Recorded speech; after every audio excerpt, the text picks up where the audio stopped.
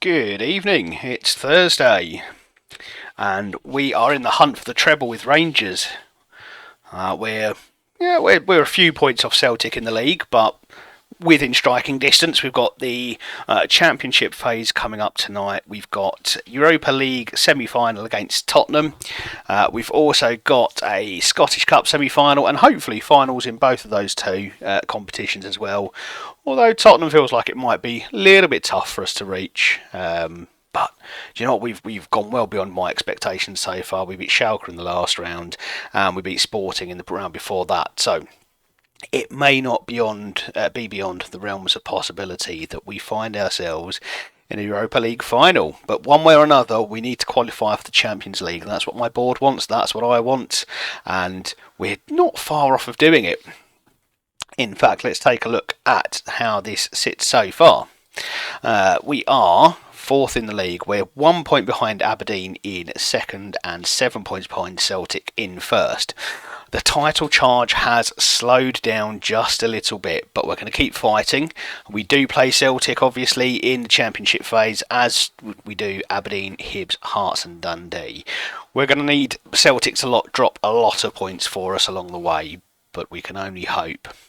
We do have a Hearts semi-final in Scottish Cup to look forward to as well, and we are in an all-British Europa League semi-final, Everton and Leicester in the other semi-final, but Tottenham are our opponents for tonight. Let's see how we get on, shall we? So, welcome if you're new to the stream. I'm Adwin84. You can call me Adam, that's absolutely fine, as it is my name, and I have been streaming, well, as you'll see on the stream description, it is stream 7, so I've not been doing this very long at all, but enjoying myself immensely so far. If you are a fan of draft football, so Draft Football Manager, the draft mode, PMD Adaptable is currently in a draft Road to Legend competition over on his stream, so feel free to go and check him out. Very good guy, and one I'd highly recommend following if you get a chance. Alright, I'm going to zip up a second while I do this press conference because I can't do two things at once. There we go.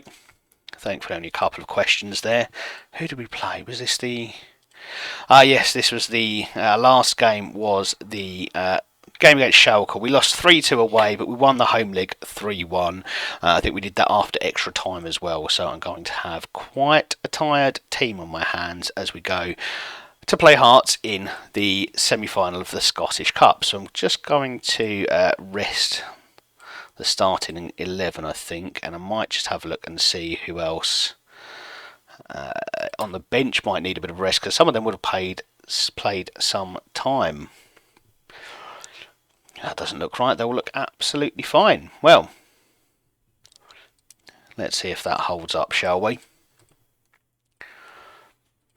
So how's your week been so far? Do feel free to jump into the chat to say hi. I promise I don't bite. I'm a nice enough person, and I'd just be glad to chat along with you. We've got any good football going on tonight? Do we have any football going on tonight? Must be a European game. Brighton versus Man United tonight. Looks like it's 0-0 there. Well, that's boring, isn't it? I prefer nights when Tottenham are playing, actually, because they seem to ship a lot of goals recently, so it's always entertaining. And of course, on our last stream on Tuesday, we also had Arsenal-Chelsea, and Chelsea just threw away 3 goals early on in the game. I like it when games go like that. They tell you the result straight from the off. Newcastle did it with Spurs. Liverpool, well, they nearly threw that away, but in the end, the result was what it looked like it was going to be, even if the score wasn't quite. But it just sets you up for the rest of the game. You know what's coming. Much more fun that way. I'm sure we can all agree. Much more enjoyable when you know what the result's going to be.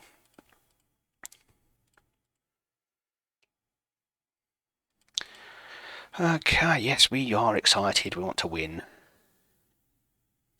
The Scottish Cup is a competition I won with my previous club, Dundee United. As you can see here, current holders, Dundee United, who we were managing until the end of December when we took over at Rangers. And the reason we moved from Dundee United to Rangers was quite simply a wage budget was 8 times what I was working with at Dundee United, and a transfer budget which we had next to nothing of as well. So much happier to be at Rangers and properly in a position next season to compete for trophies on multiple fronts. We are competing for trophies on multiple fronts, but obviously we want the Premiership title, and it's looking less and less likely with that gap to Celtic.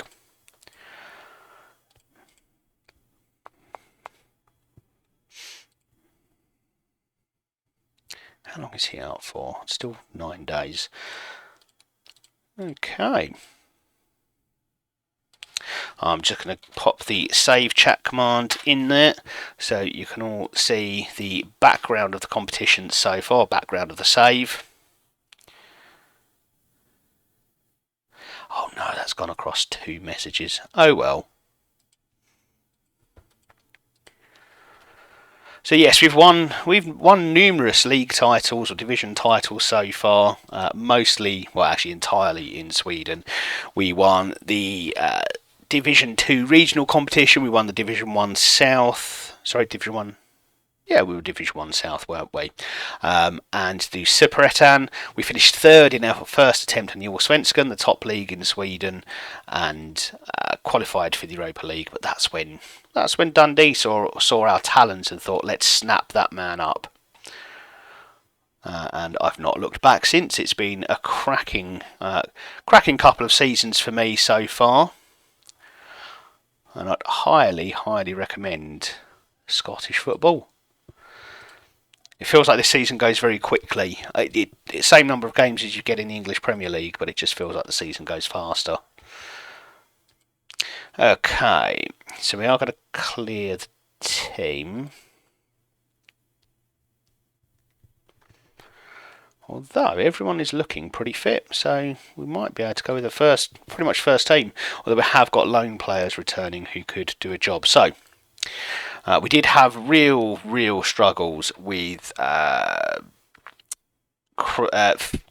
putting together a Europa League squad because we only had 3 players homegrown in nation. We've only got a squad of 20, which makes it pretty difficult to put your best team out there.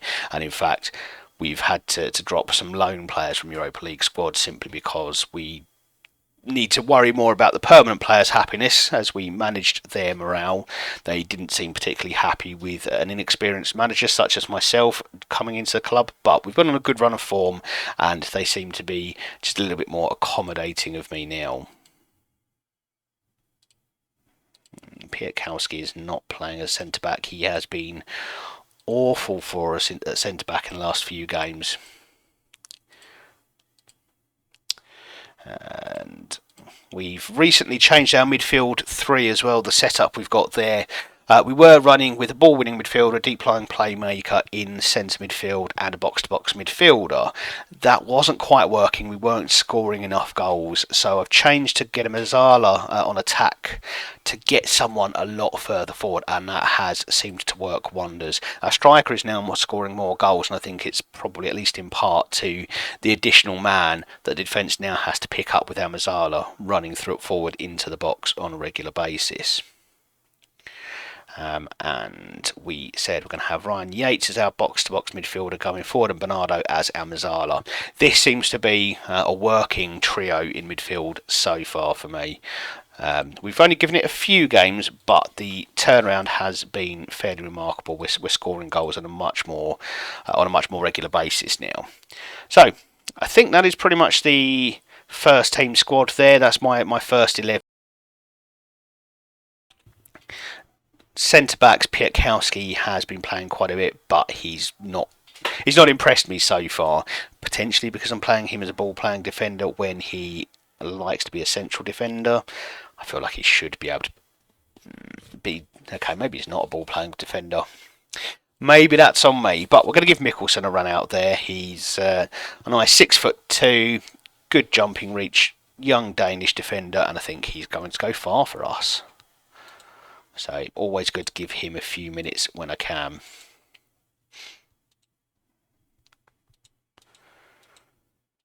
Okay, and the rest of the team almost picks itself for me so far. So let's get into our first match of the night. A nice cup semi-final. I think we're at Hampden Park for this one, aren't we? So let's see if we can do it on the big occasion. We've played quite well on the big occasions so far. Certainly our Europa League games have been pretty impressive. I love that they're asking me about weather in Scotland, as if anyone in Scotland worries about the weather.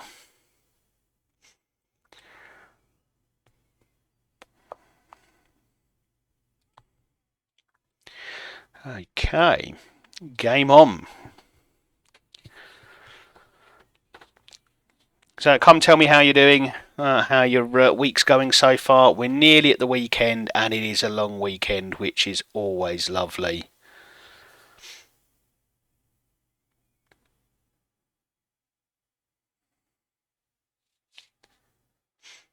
What plans have you got for this weekend? For myself, I will be up in Salford on Monday as I watch my club, Gillingham FC, take on their last game of the season. There's not much in it for us. We've staved off the threat of relegation, which looked almost a certainty back in January, but a new owner and a very good transfer window has seen us get some of the most, I think it was third most points in League Two so far in 2023, and I've got a lot of hope for next season now. So yeah, that's me on Monday. Saturday I am. Well, I'm just playing dad. I've got 3 children, and I will be trying to keep them out of my wife's hair while she watches the coronation.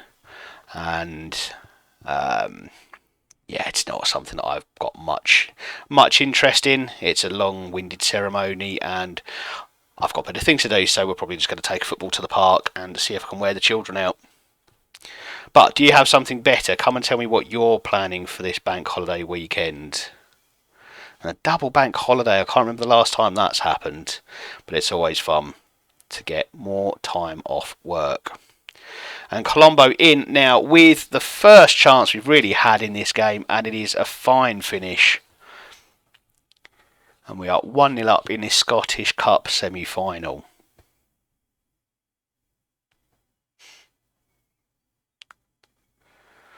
And that's a cracker. This is what I like to see. This makes me feel good. Tight offside. No, not even close. That was a perfectly timed run.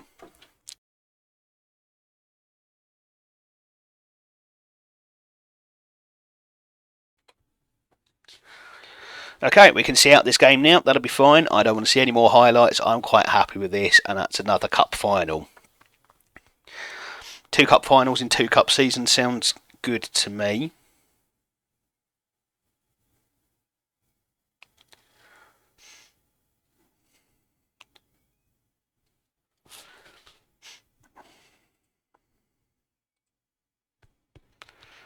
Now, let's not do anything silly like give away a goal here.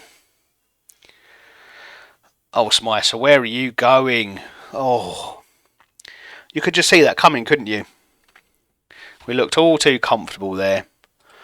I'm going to give a little bit of a rating. Very unhappy with conceding that goal, especially in that manner. That's ridiculous. Alright, not good enough. Not good enough at all, gentlemen.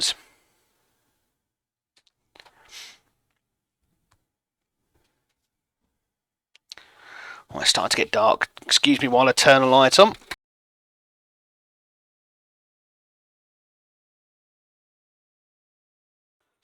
There we are. Now I can see us fail miserably in full light. Which, of course, we won't. We're going to go and take this game to Hearts now, aren't we? Please. That's a big ball over, and Smycer's done it again. Thankfully, their striker's not able to take advantage of it, but Smycer's having an absolute mare there. He's got a 6.9, but I don't think he deserves any of that. And Smycer's just gone on a walkabout once more. Well, glad goalkeeper's got fixed. I was having this conversation with someone the other day. It's just, the match engine is just full of these little annoying bugs.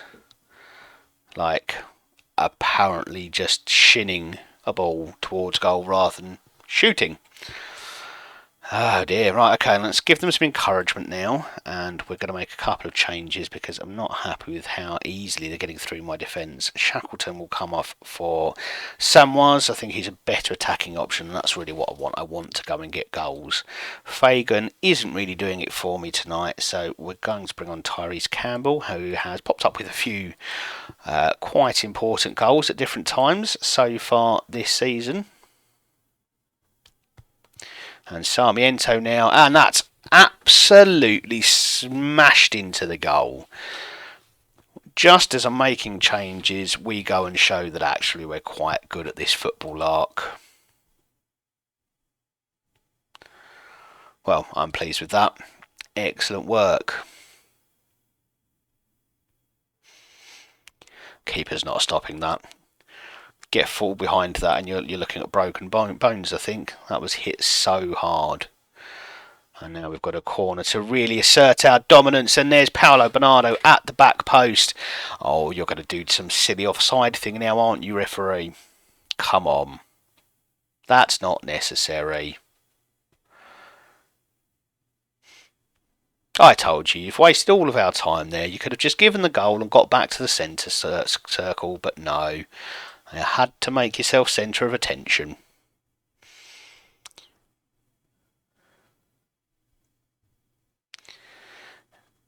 Is that Greg Cundall? No. Thank goodness for that. That would have been a sad indictment on Scottish football if Greg Cundall was playing in the top flight in a semi-final.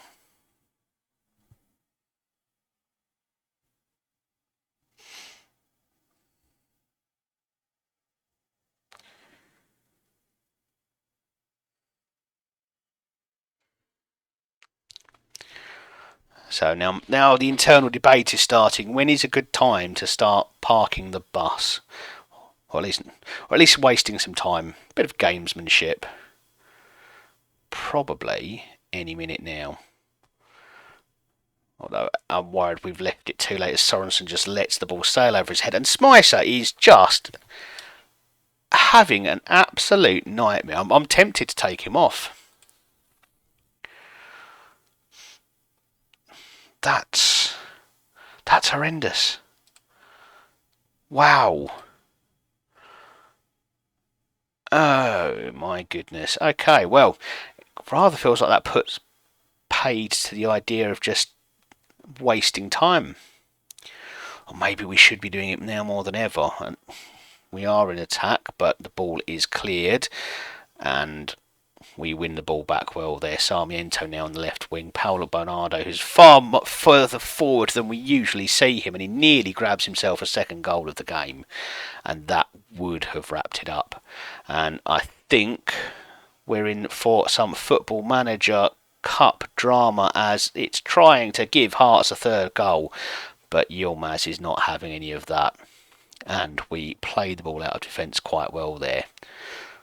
Tyrese Campbell now with a chance to break forward in for Yates. Yates with a lovely ball through for Colombo, and there are two men in the box waiting for it. And Paolo Bernardo's there, Sarmiento, and that's surely that. We are going to start time wasting and slowing the game now to try to just see this through. We'll also start to make a couple of subs as well. We just want to take time out of the game as much as possible here. Yilmaz can come off for Thierry Small. He's looking quite tired.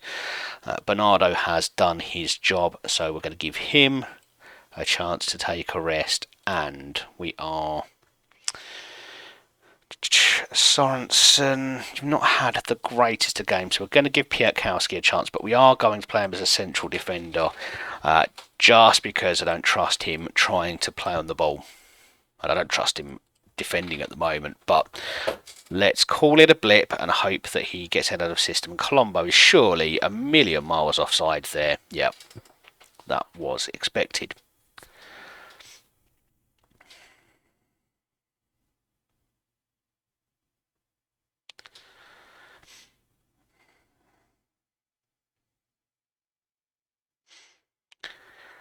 That's a great ball forward for Campbell, and he's got the pace to get away. Squares it for Colombo, who shins it towards goal again. Just put your foot through it, man. Oh, that should have been 5 there, but perhaps I'm just being greedy. We're into the cup final, ladies and gentlemen. And comfortably so. Comfortably so.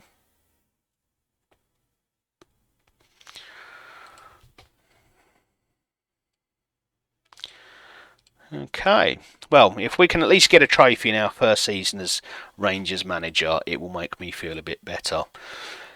But let's see who we've got in that cup final first. Celtic feels like the obvious answer.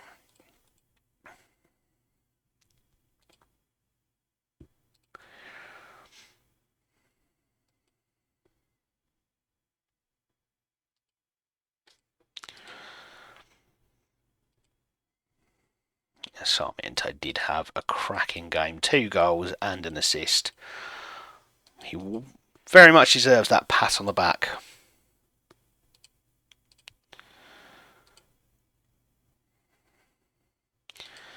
Yeah, we like that answer. No, I'm not impressed. My goalkeeper was out of position.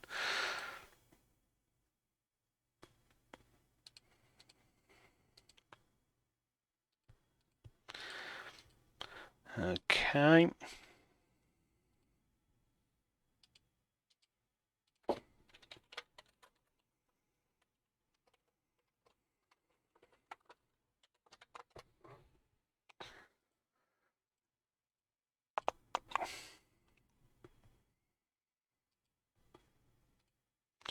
Well, we've got Aberdeen in the final, which is a little bit unexpected.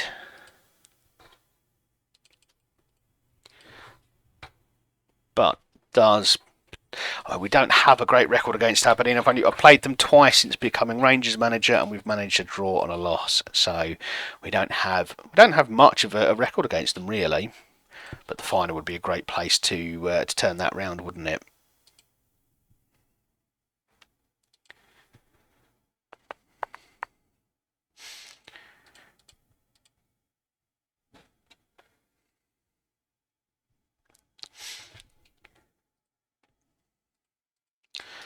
I think we won that quite comfortably in the end as well. Right, next up, Dundee United. So, looking at the coming games, Dundee United, Celtic, Hibs. I mean, really, we've got to target every Premiership game as a win. If we want any chance of winning the title, we need to win all of them. And even then, that's probably not enough. But it's what we need to do to make sure we secure second place. We've got the 2 games against Tottenham coming up, which really, honestly, second fiddle to the league. We need to qualify for the Champions League, and we need to make sure that we get results against Celtic, and I can't remember who the second one is afterwards. Celtic and Hibs, who are both above us. Hibs just on goal difference, and considering we took Rangers on when they were in 4th place and a few points behind Aberdeen and Hibs, we've done well to catch them, but the goal difference kind of tells a story of what the start of our season looks like, or start of our time rather, with Rangers. lots of ones and twos, but since making changes to the setup in midfield, you can see 5 goals, 4 goals, 3, 2, 2, 4. We've definitely got more about us going forward now. So it feels like it was a worthwhile change, and I'm happy and I'm sticking with it.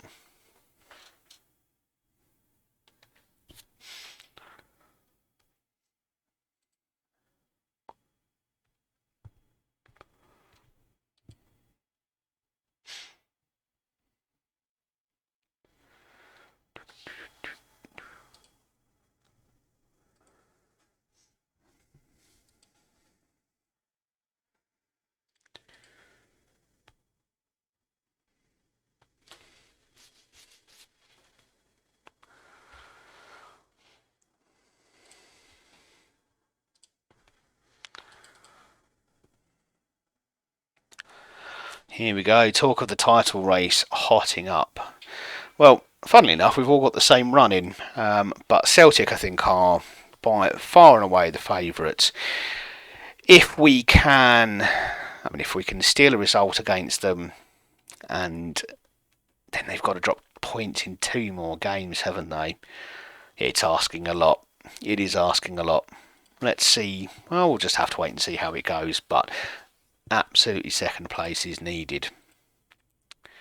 Okay, so we've got some decent youth prospects. Looking at this one, 16-year-old central midfielder. I like the look of some of those attributes already. Work to do on some of his physicals, and his mentals will come along. Lack of flair, though, that's a shame. You might end up having to be a box-to-boxy type. Poor finishing, not much. Okay, well, we'll wait and see. I'm not sure if he is a playmaker, if I'm honest with you. Yeah, interesting. Okay, well, let's get our director of football to make the signings we need, and we'll see how that lad gets on in the future.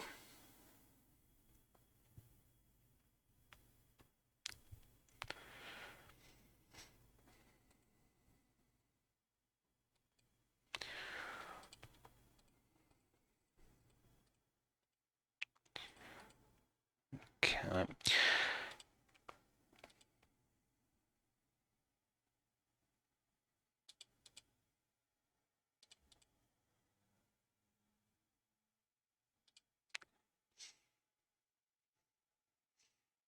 Yeah, Otterson was one that I signed on loan for Dundee last season and got him back again this season, and he's done quite well. 23 goals in 39 appearances. I feel like I set them up quite well for the rest of this season. We did manage to get Dundee United 4th last season, so they're underperforming compared to my standards. But actually, I think their season preview had them as 6th, so not too bad.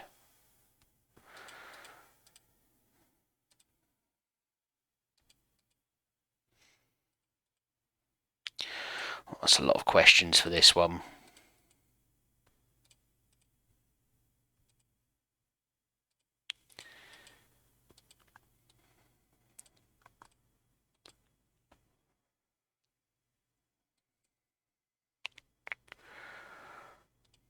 Have we got anyone coming in to be that performance analyst?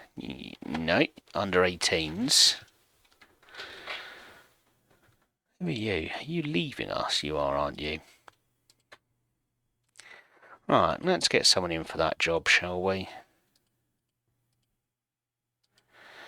And I don't even know what a technical director does, so I'm not getting one. Unless anyone can tell me otherwise, I don't see the point in them.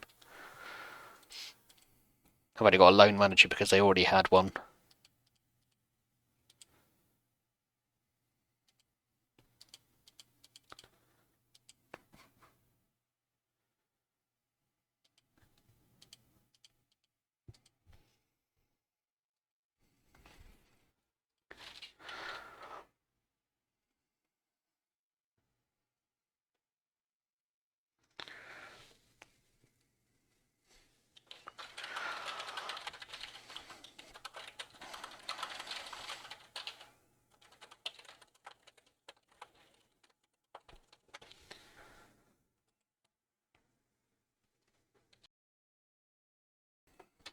If this is your first time to the stream, do pop in and say hello and think about giving me a follow. We're looking to get to 20 followers at the moment.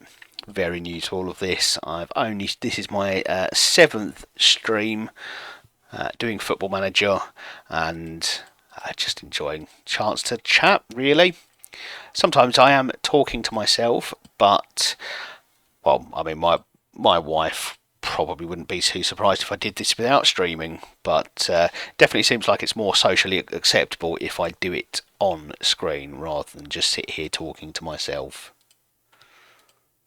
Okay, let's get a team together for Dundee. Now, we do have the game against Tottenham on the horizon, but it is on Thursday, so plenty of a gap.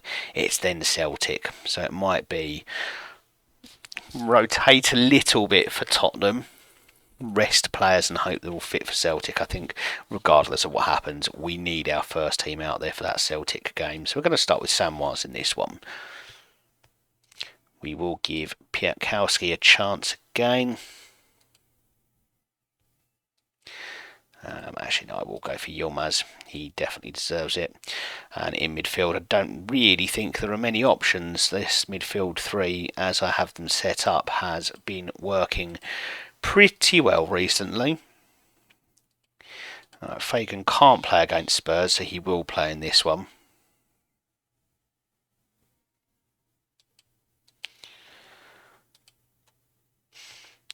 Okay. Right. Let's get someone for every position, which is simply the way I do my subs bench.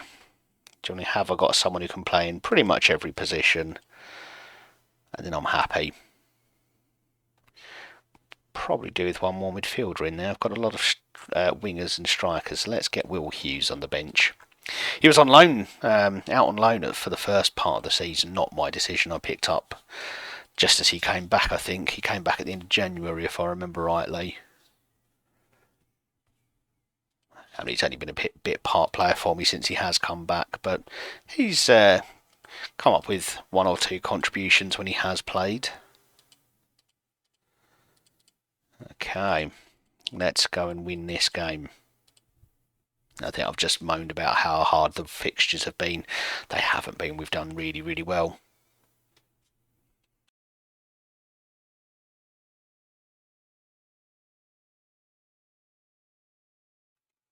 Okay, here we go.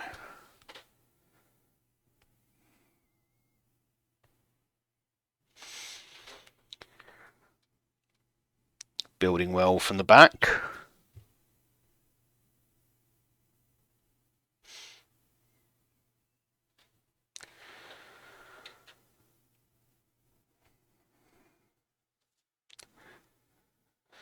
And we just lose out there, but we do recover the ball in defence. Lovely ball through Sarmiento, and this man just can't stop scoring at the moment. The referee's going to try to make himself centre of attention, of course, but that's a goal. Oh, referee.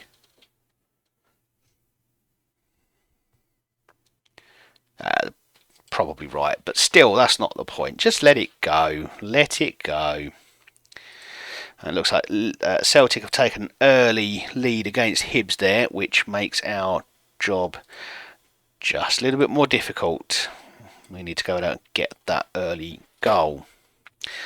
Okay, early goal chance has evaporated, so let's get that halfway through the first half goal. And that's also evaporated, so let's get one at the end of the first half. It's almost as if they're not listening to me. Guys, the goal.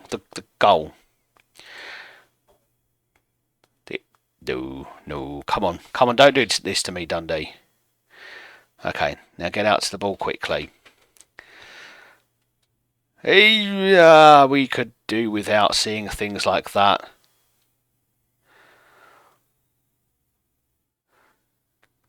And this is where we should be pressing them all the way back and stealing the ball off them. Colombo had quite a bit of success earlier in the season, just stealing the ball off centre-backs like that, and that's been a poor first half. No, I'm going to thrash some arms. I mean, Sarmiento's got a 6.3. Other than that offside goal, he's done absolutely nothing. I need to see a lot more from him and from Colombo if we're going to get ahead in this game and get ourselves into Champions League spots. And this looks like a promising start. We did give them the hairdryer treatment at half-time, and they've definitely taken it on board. Samwise for Colombo, and that's a cracking goal. But is there another hint of offside? Is the ref truly making himself the most important person in this game? No, he's been sensible. He's seen the error of his ways, and he's given us the goal quite rightly. So we do finally take the lead after the hairdryer treatment at half-time. I mean, look at that, less than 30 seconds. They knew they were in my bad books. Okay, let's see if we can go and let's go and stomp on them a little bit here. Let's get a few more. We did beat them 5-1, I think, in the last game.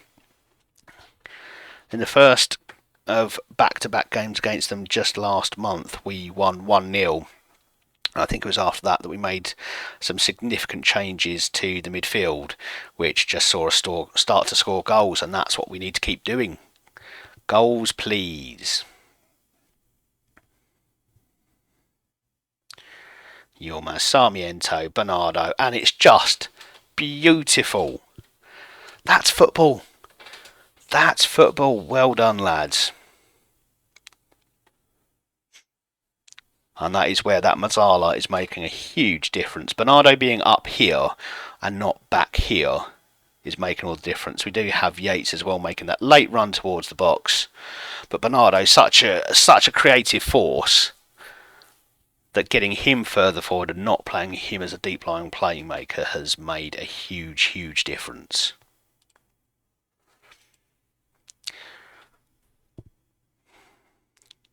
Oi, let's get rid of this, please. Thank you. So anyone new, welcome. It's Thursday night. It's Rangers potentially fighting on three fronts, where our league chances aren't looking great, but we are still in the Europa League. We're in the semi-final against Tottenham next, and we are also in the Scottish Cup final with Aberdeen to play at the end of the season. And Smythe are making up for his ridiculousness in the Hearts Cup semi-final, where, I mean, he just went walkabout, gave them 2 goals. And Sarmiento now. He has improved since the first half, as demanded. Yates, Fagan, Samwise. Oh, and we're going to... No, I think that was a penalty. He didn't go down, he tried to stay up, but I think the ref has to do the right thing here. He's going to go and have a look, and we're going to make a couple of subs as he does.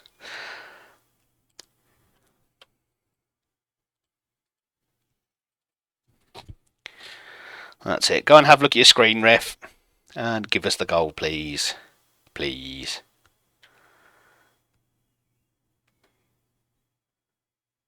No penalty. Well, see that fairly... Well, I mean, I think you see penalties more than no penalties. But it does feel like you see that fairly frequently, which is nice. It's more of a mystery than it used to be. That's a big ball over the top for Andrucci, and that's a brilliant tackle from Piatkowski, who I've been quite critical of, but that was very, very good defending indeed.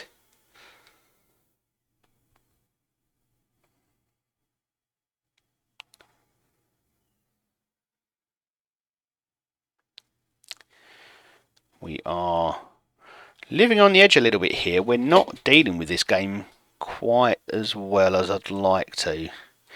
So we're going to go into the shithousery phase, where we try to waste time, and we'll also get some of our better players off the pitch just to try and get them rested, ready for the Spurs game. And hopefully beyond, so Musa Barrow can come on and Let's put Campbell on up front.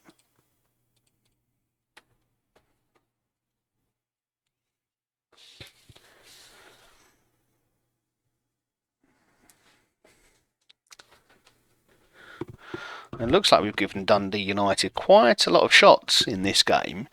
Our XG is higher, so that would suggest to me that the quality of their chances isn't as good as perhaps they'd like it to be, and that's nearly a third. But that's still a lot of shots. 18 shots, 5 on target. With 17 shots and 5 on target, 18 and 6-0. But fairly even in that respect. But ultimately, we're the ones who come away with the win, and we were in second place last I saw.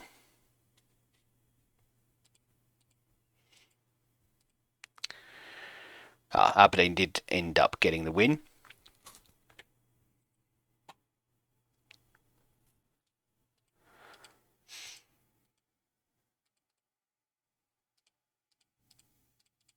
Okay, let's go do ourselves a little press conference.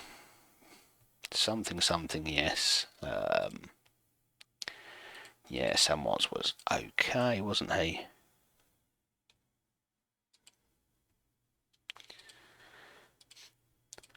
Okay, Raith Rovers made a very brief stop in the Premiership. Only 8 points from 34 games. It's been a rough ride for the Raith Rovers.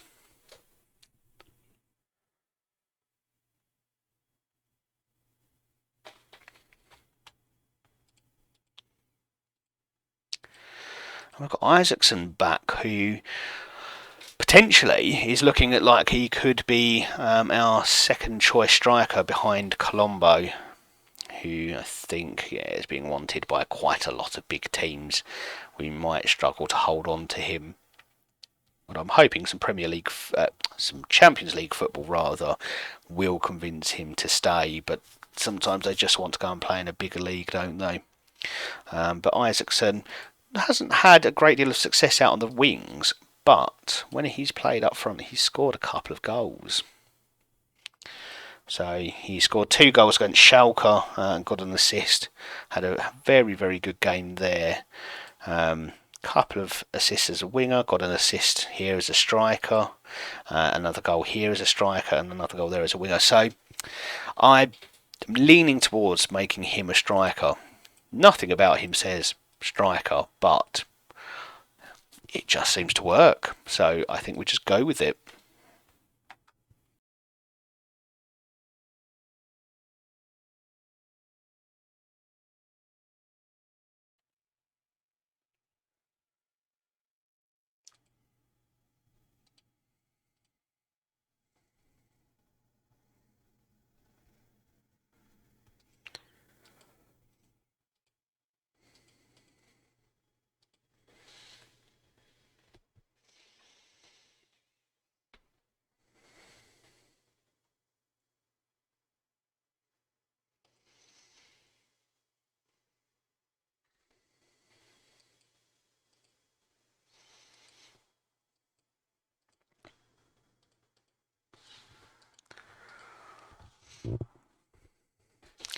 So how is that Man United game going?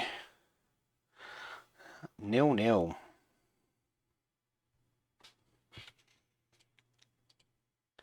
How very boring.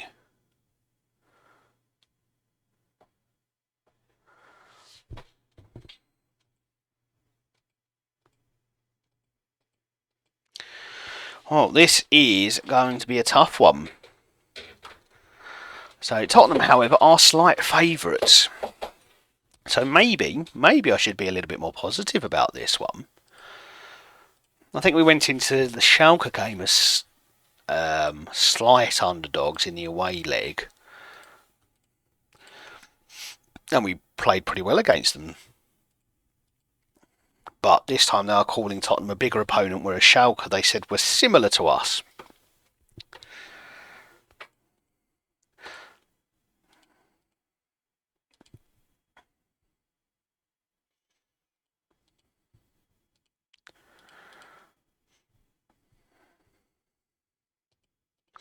Is he a big game player? Did you not see him in the Cup semi-final? He went to pieces. Well, I think the journalists and I are going to disagree on whether Smyser is a big game player after his performance against Hearts.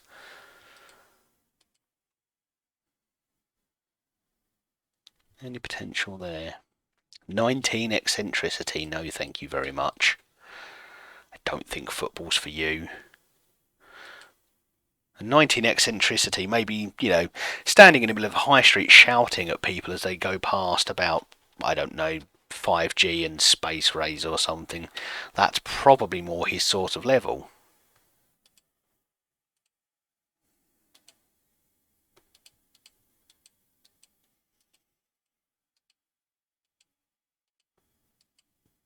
Okay. Well, this is probably our biggest game of the season so far. Europa League semi-final. Very happy to have got as far as we have in this competition. I certainly wasn't expecting it.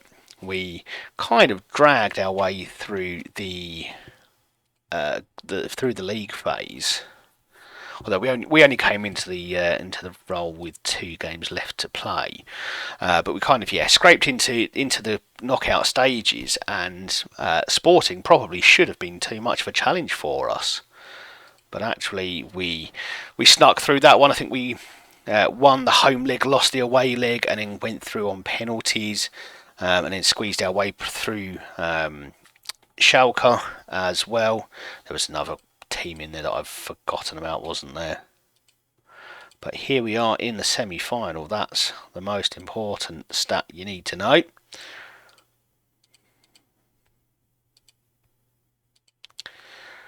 Okay, can we get away with a bit of rotation?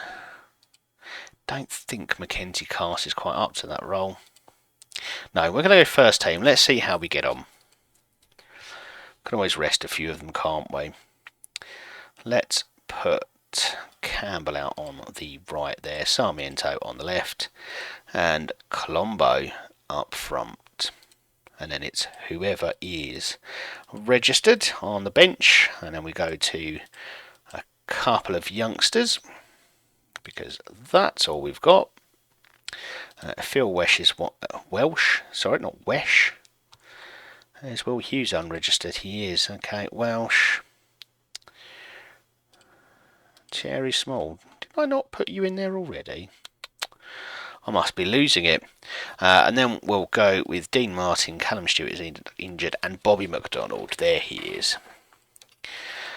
And that is our team to take on Tottenham.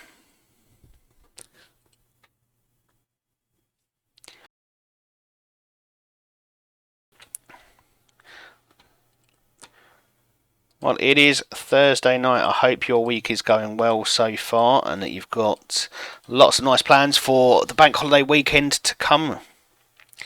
I myself will be in Manchester on Monday to watch the last Gillingham game of the League 2 season. And we've had an interesting season. Probably the worst first half of the season I've ever seen, coupled with one of the best second halves of the season I've ever seen, has led to quite an... I mean, we're 18th at the moment, so we've underperformed, I think, overall, but it's been a remarkable turnabout. 14 points and 6 goals from our first 23 games of the league season was not a happy place for us to be in. But we have turned it around quite massively since.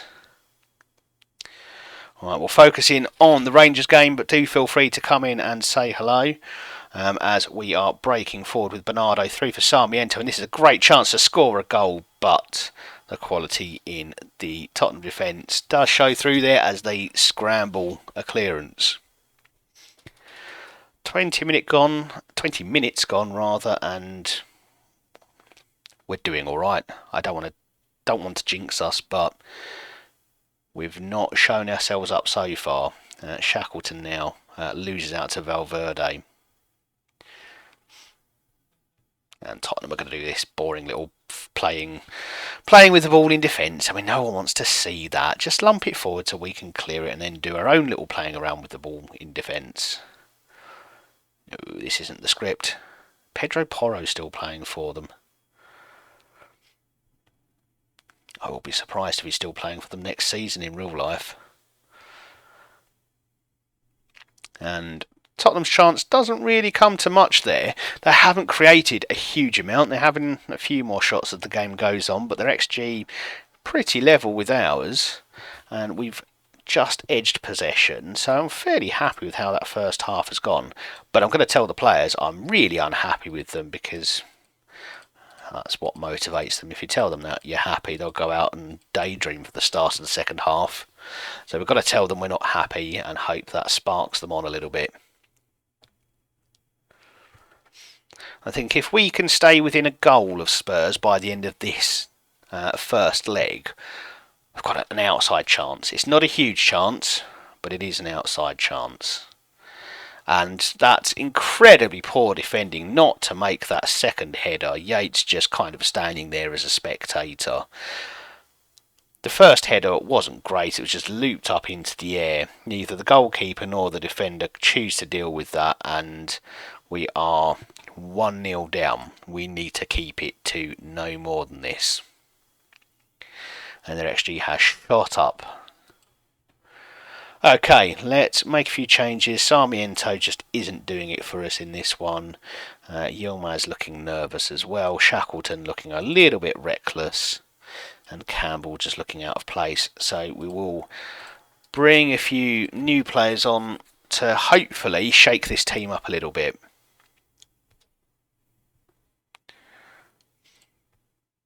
We'll give them some encouragement in the hope that they might squeak a goal in, but that XG of 2 now shows that Tottenham really are the superior side. We kept them quiet for 45 minutes, but as soon as they scored that goal, they've really taken off, haven't they? Right, let's get Mackenzie Cars on. We'll do a little bit of jiggling around with players there. Madsbeck Sorensen's not had the greatest of games, and Yilmaz is still looking nervous.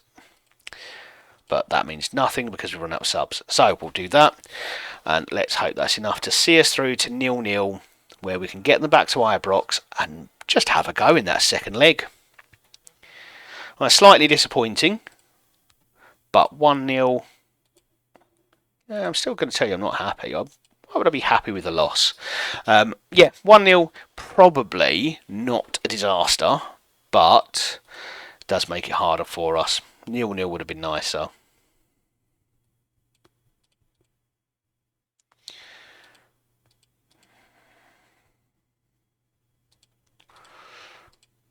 Yeah, not a single shot on target, even though we had pretty good opportunity at the start of the game there. I feel like we could have done better.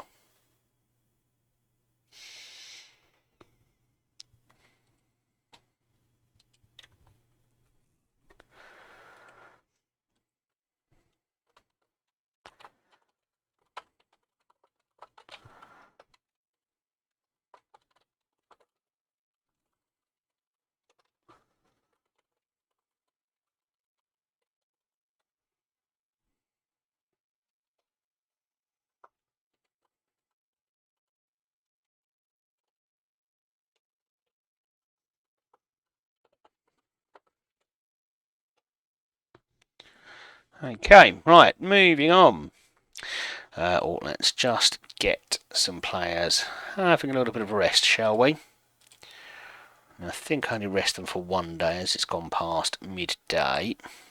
Oh, silly, silly, silly.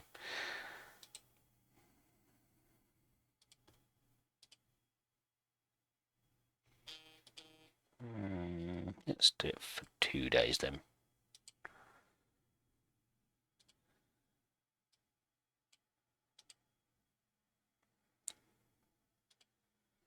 There we go. So ideally we want a lot of that first team to be playing, starting the Celtic game. So we need to make sure they are ready. It is a huge game for us that. If we get that win, I did really not expecting us to go on and win the league, but we should at least be able to give ourselves a good chance to get into the Champions League. Although, arguably, the Aberdeen game at the end of the season is the biggest one, because they are the team directly above us. But we'll see how that goes. We've still got 4 games to play, or 3 games between now and the Aberdeen League game. So things can change. Aberdeen could drop off. They've had a very, very good season.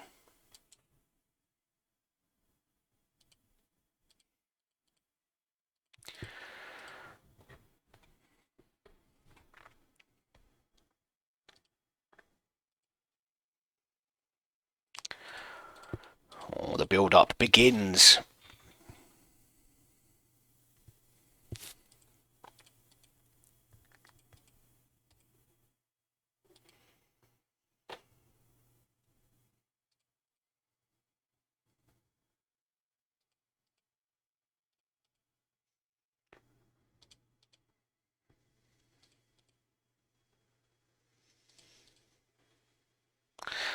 Callum Window's not just scored 3 goals in 3 matches against Rangers. I think he scored against me in every game I've played against Celtic. He is quite the pain in my backside.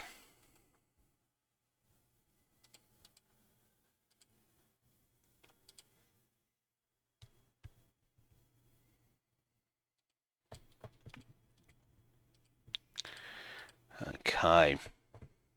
Nearly game day. And this is where we need to make it count.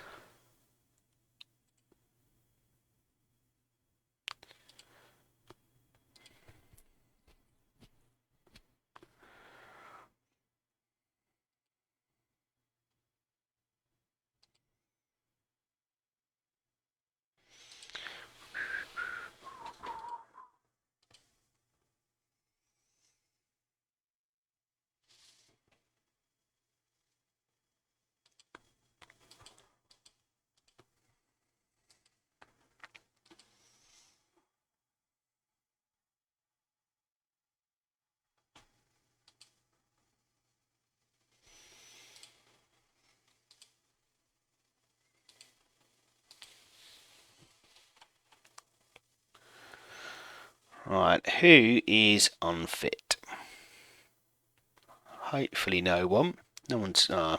Raskin is tired, so we're going to see if we can start the game without him, but he's a key player in that role, so he may come on quite quickly if Mackenzie Cass isn't able to do the job. We're also going to get Fagan on here.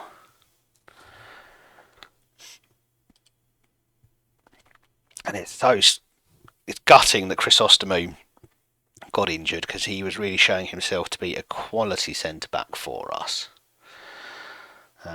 We're going to stick with Pietkowski, I think. Are you much of a big game man? Consistent. Yeah, okay. Let's keep you in the side then, and we will.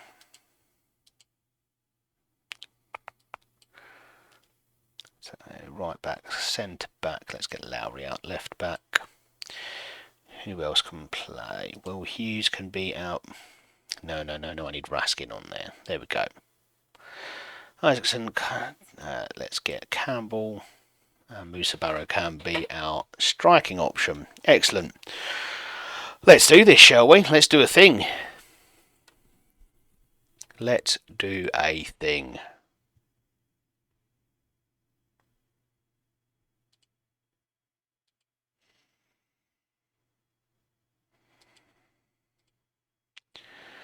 Let's do it for the fans.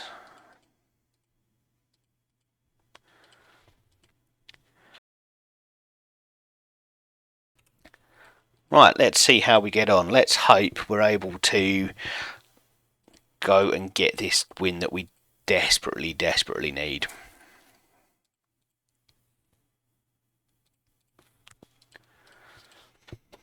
I think more just to make sure that we can solidify our position in the top 2, more so than actually winning the league. But if we get that win, anything becomes possible. That's Sarmiento now, and it's Yates, and that's an absolutely brilliant opening. First 2 minutes, we've taken the lead. That's exactly what we needed. Ryan Yates there with a great goal from the edge of the box. Just curls it in past the goalkeeper. Free as a bird at the edge of the box there, and we've got the perfect start to the game. Let's see if we can go and grab another one and really grind Celtic into the dirt here. Cast now with the free kick, and that's over. That's a great... Oh, he's up there and it's hit the post. Let's hope that doesn't come back to bite us on the bottom. Yilmaz now, Cast. I like what I'm seeing in the early stages of this game. Fagan absolutely skinning his defender there, and a good block to put that one over. But we're going in the right direction here. We are absolutely going in the right direction.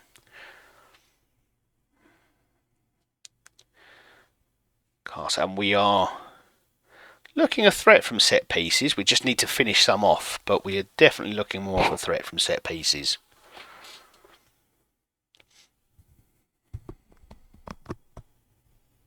And it looks like Aberdeen lost their game yesterday, so this absolutely would put a second. And with just a smidge of breathing room from Aberdeen. I said this result was big, and it absolutely is. It may not be title winning big, but it could be Champions League big, and that's all we need this season. Cars doing quite well there, and that's a great ball forward. That's a great header forward from Fagan, and I'm hoping against hope that that's not offside, but I suspect it is. Now, referee, be nice. Yeah, disallowed. I wonder how offside that was. It looked close. It wasn't close. This is why I'm not a linesman. Still, we are 1-0 up in this first half, and the goal difference for Celtic there is absolutely unbelievable. 62.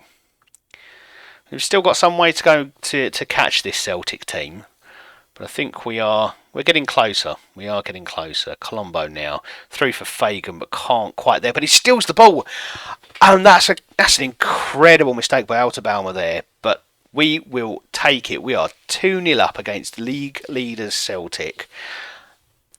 And could this be the result that starts a chain reaction for Celtic?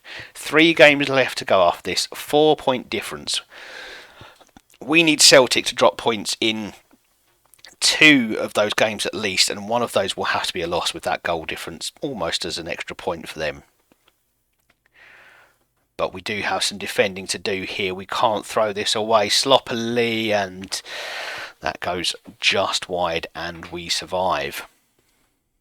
Well, this is exactly what we wanted from that first half. We need to go and do that again in the second. Celtic now on the attack with the first highlight of the second half. Bernardo clears, but we're still not in possession of the ball. Can we have our ball back, please? Oh, and that is an incredible save from Smicer. He's obviously determined to make amends for his performance in the Hearts game in the semi-final of the Scottish Cup. Thankfully, did not cost us a place in the final, but he was atrocious. Okay, we've finally got the ball back ourselves, and it's Yates now on this right-hand side. Plays it in for Shackleton. Sorensen, very, very advanced position for my centre-back there, and Fagan has a fairly tame header on target. Yep, end of highlight, please. Let's not see Celtic attacking us from here, please. Okay, headed on, but Piatkowski is there and is dealing with things a lot better than as a ball-playing defender. I think we've got his role right now. Sarmiento breaking forward. Can he get the cross in? Men in the box for him. Options, options, options. Oh, he goes it alone and throws it away, really. That's disappointing. But we do remain in the lead, and we've got some tired legs that we're going to have to replace. Shackleton not playing brilliantly and also looking quite tired, and Yilmaz on the other side similar. We've got Bernardo, who is usually a major attacking threat for us, but we're going to have to give him a rest, and we'll give Raskin the attacking Mazzala role there and see how we get on. 20 minutes left to go in this game, and we're in a great position. We need to hold on to it. This would be a very good, very, very good result. Could help to ensure that we get Champions League football for next season. Yates now with Samwars out on the right. We just take our time, keep hold of the ball, patiently wait for that opening in the Celtic back line. Cars, Raskin out wide for Small, who breaks down the left. Can he whip the ball across for the men in the box? So we're flooding the box here. Samwars outside of the right boot, and that's a great save from the goalkeeper.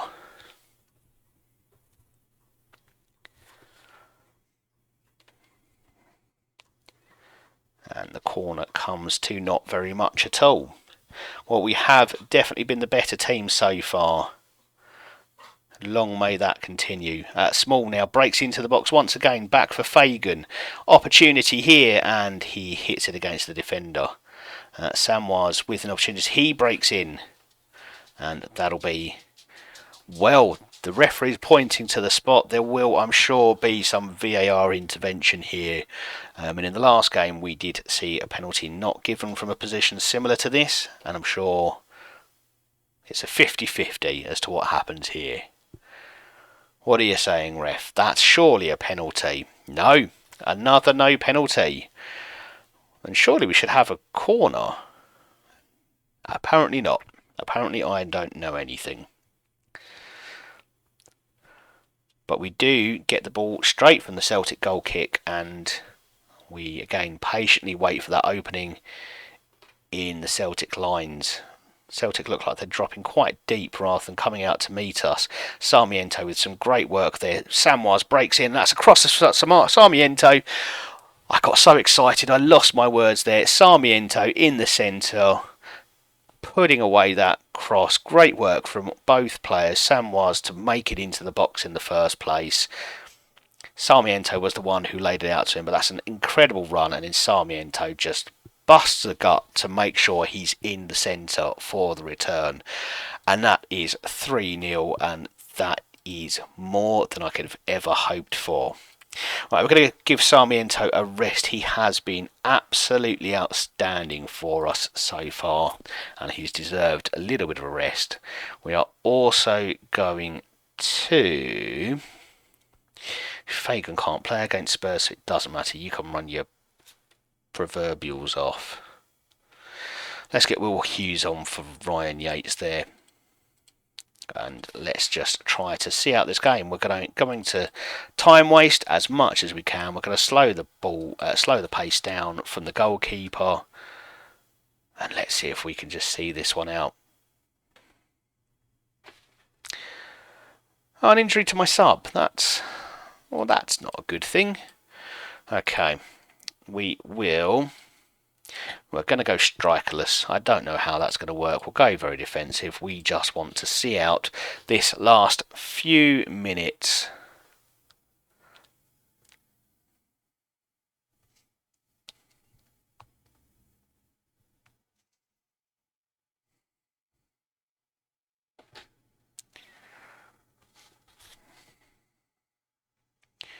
And Celtic do have a chance, but it flies wide.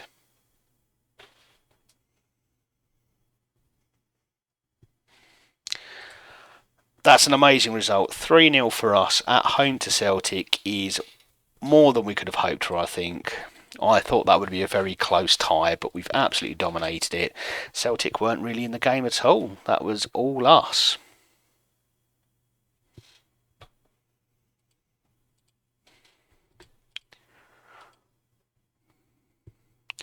Let's not criticise Colombo. He played a part in that performance. And we're now second in the league. We're 4 points behind Celtic. 3 games to go, and, well, I'm quite a happy bunny after that.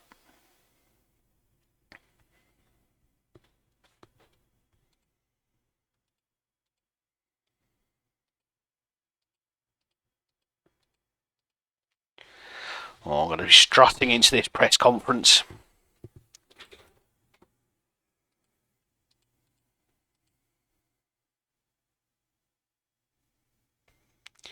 Let's not talk about mind games. We just won the game. That's all that matters.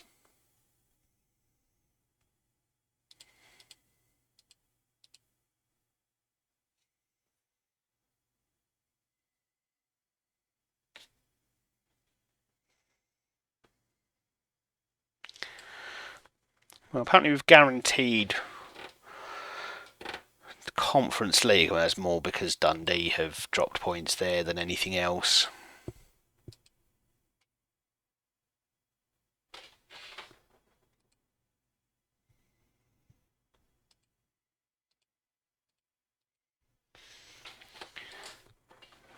But that's a much better looking situation. Second place there. Probably still too much to ask for that we can overtake Celtic. They have a 4-point lead and a significantly better goal difference. So we're going to try to stay realistic about our chances of the league, but in all, I'm quite happy.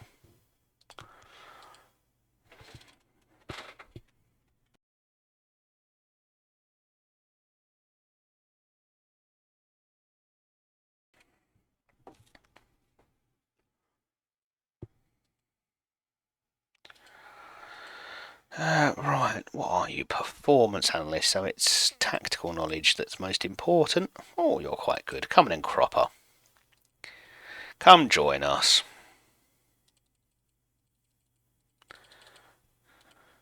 There we go. Get a few pounds off there. Excellent. Who are you? John Park. Oh, my Chief Scout's retiring. Okay, well, it's time to get a new one then.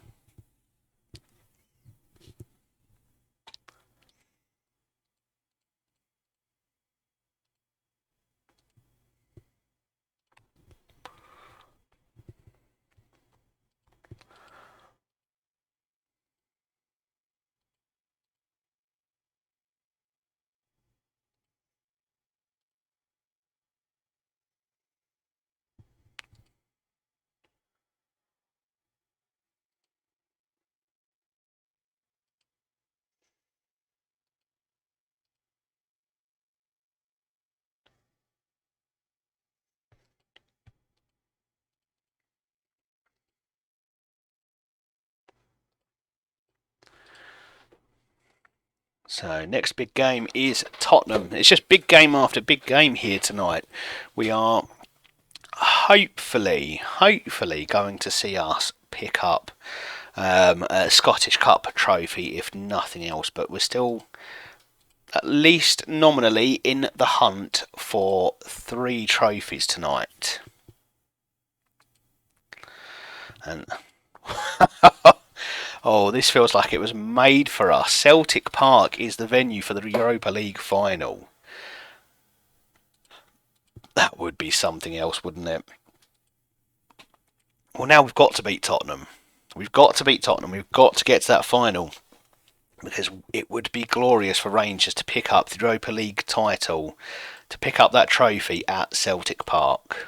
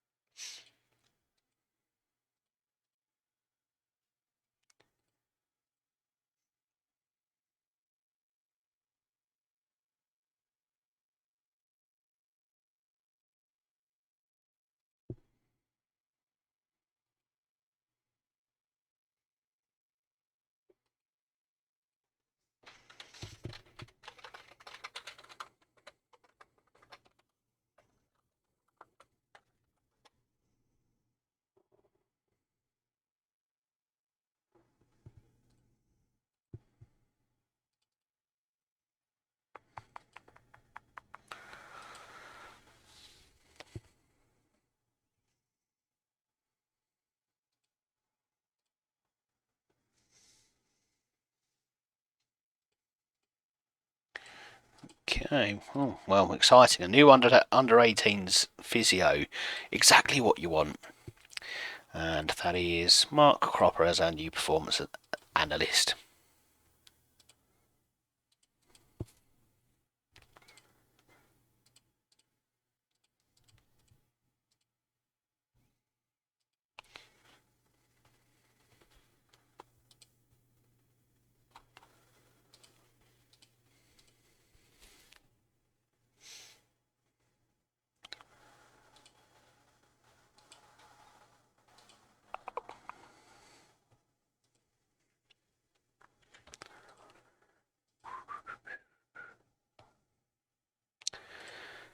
Okay, so let's give.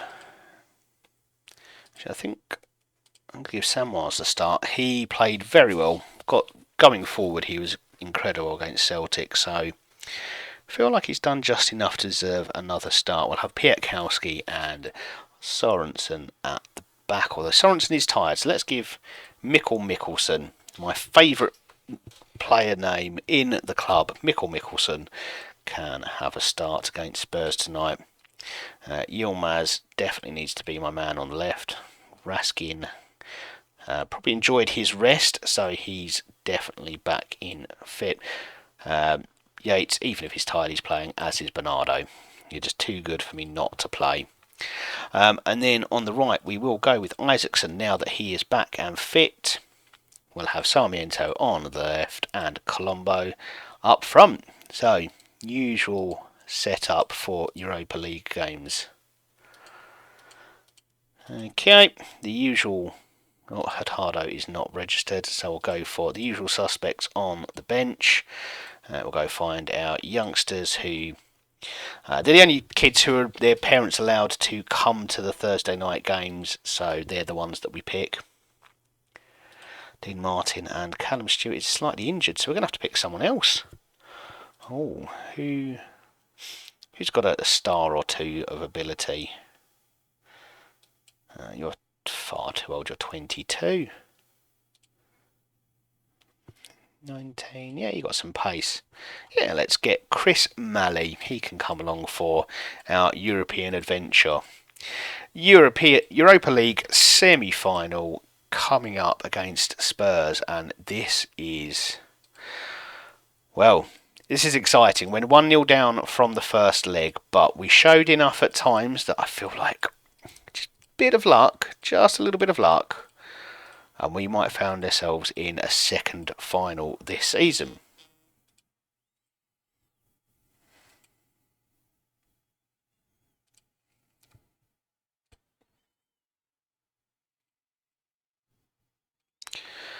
Okay, let's hope the boys can do it for us out there. So Spurs also setting up in a 4-3-3. So it'll be an interesting tactical challenge this. I've got not many people marking here. Let's hope this does go direct. Oh, well, that's unfortunate. Any suspicion of offside? No, nothing. Right, we are going attacking. We're going to berate the team and we're going to try and throw some bodies forward. And Isaacson's injured again. Oh, no. Okay. Well, we've won from worse positions.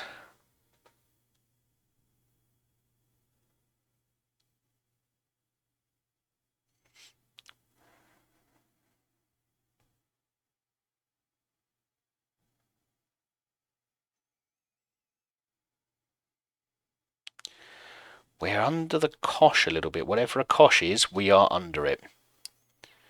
We need to put a boot in, get hold of a ball here.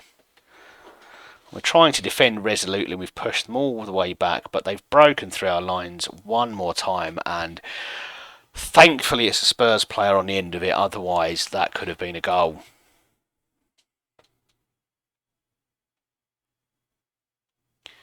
Alright, we're going to demand some more. We are absolutely getting battered here. And that's an attempt.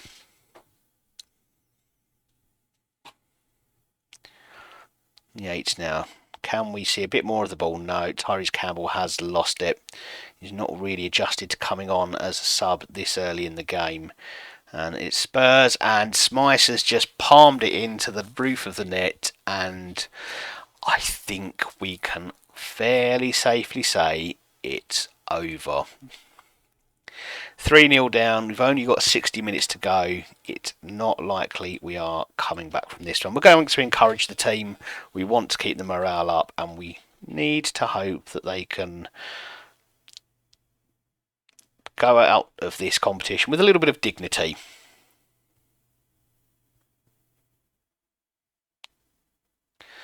Samoa's now out on the right wing. He played really well against Celtic, and Bernardo has nicked one back. Maybe I was too premature to say it's over. Well, can we pull off something incredible here? It doesn't feel entirely likely, but we're only 2 goals behind now, and 2 is less than 3. I did primary school maths, and I did all right at it. Okay, let's see if these boys can go and pull off a miracle.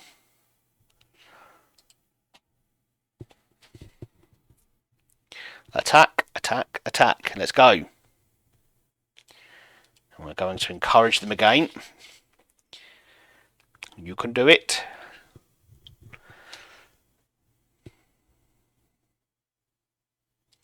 Okay, and now we're going to demand more. We'll alternate between the two and see which works. At the present, no, neither of them. So Sarmiento can come off for Cozier, Dewberry. And what options have we got? Yilmaz for... Let's bring on Sorensen on that wing back position. Actually, no. Go on, Thierry Small did quite well as well when he came on. So Small, Yates for Shackleton. And we'll go with that for now. We'll hold on to the last one in case, I don't know, something inspires me. Right, let's encourage them again. Well, we've not really created anything in this second half. I think Tottenham have just used their superior ability to see out this game, and it looks like they are going to go through to an all-English Europa League final, and we nearly conceded a third on the night. Well, it is a shame. The Europa League run is over. We've gone further than we expected, and gives me a little bit of hope for how we might perform in the Champions League. It would be again Champions League, just making the group, making the knockout stages would be an achievement, and you could even say making the group stages would. But it's still sad to see this competition end for us. Cozier, Dewberry now with an attempt at an attack down the left wing, but it's a lost ball and time will be up in just a few seconds. And there it is, we are out of the Europa League. I'm not going to tell you I'm pleased with that performance at all. That was shocking.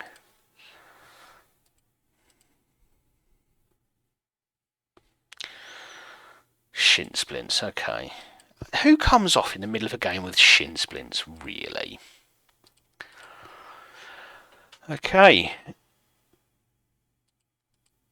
We do receive a little bit of money for that, so that's nice.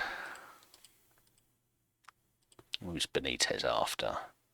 Oh, it's Denmark, boss. That's fine. You can come and have a look. Half of my squad's from Denmark, it seems.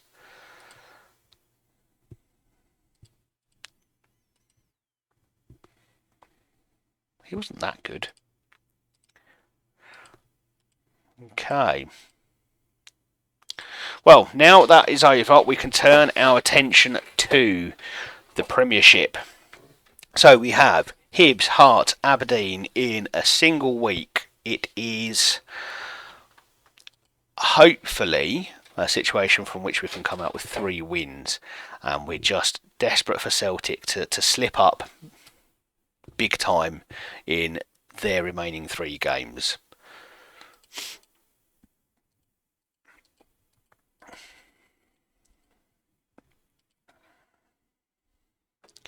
And we've got How have we got 1 day between games? That's ridiculous. Okay, we are going to rest everyone bar Isaacson because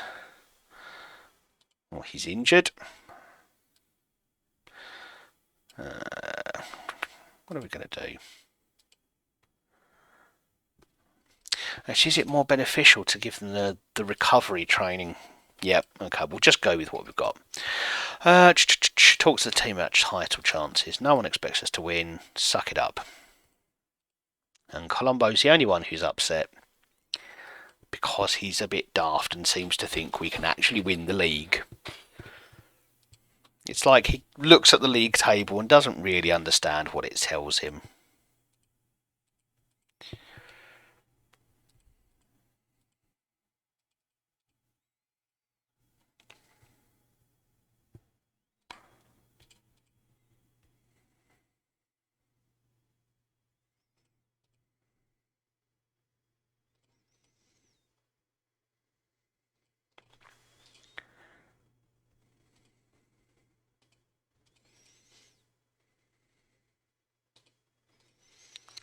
Okay.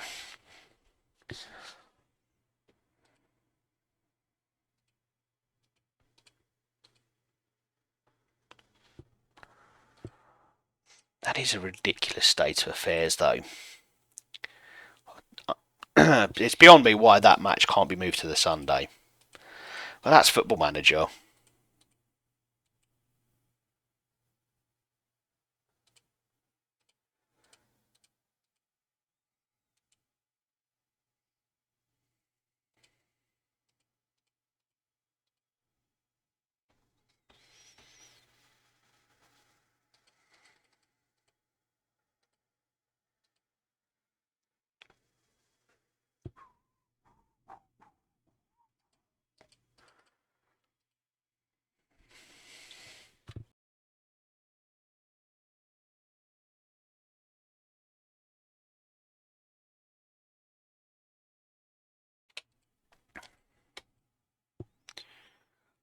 Okay, apparently we have a new physio.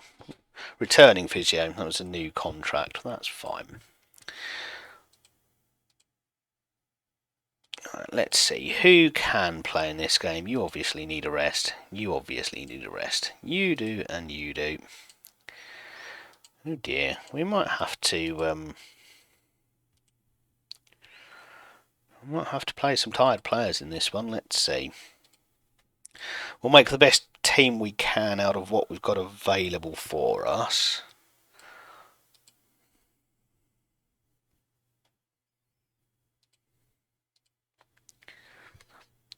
Cast can play in that role fairly well. Yates I'm going to start, I think.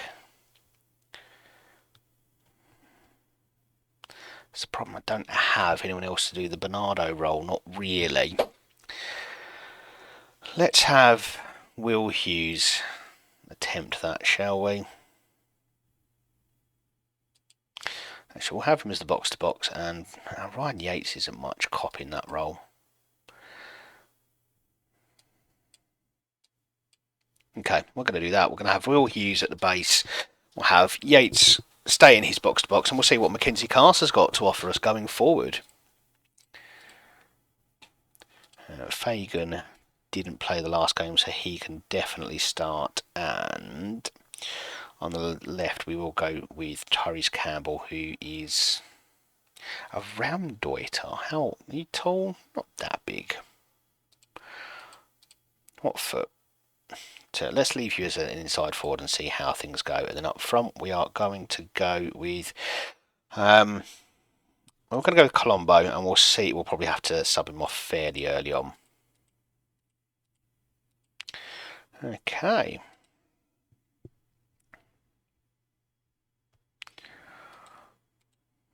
We've managed to cobble together a team from whoever's fit, thanks to the single day's break that we have between our Thursday night Europa League game and our Saturday afternoon league game. Thank you very much, Scottish FA.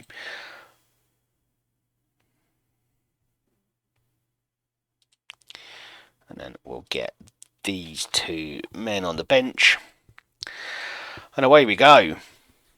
Well, quite a big game. We need to make sure that we don't slip up after an incredibly good 3-0 result against Celtic in the last league game.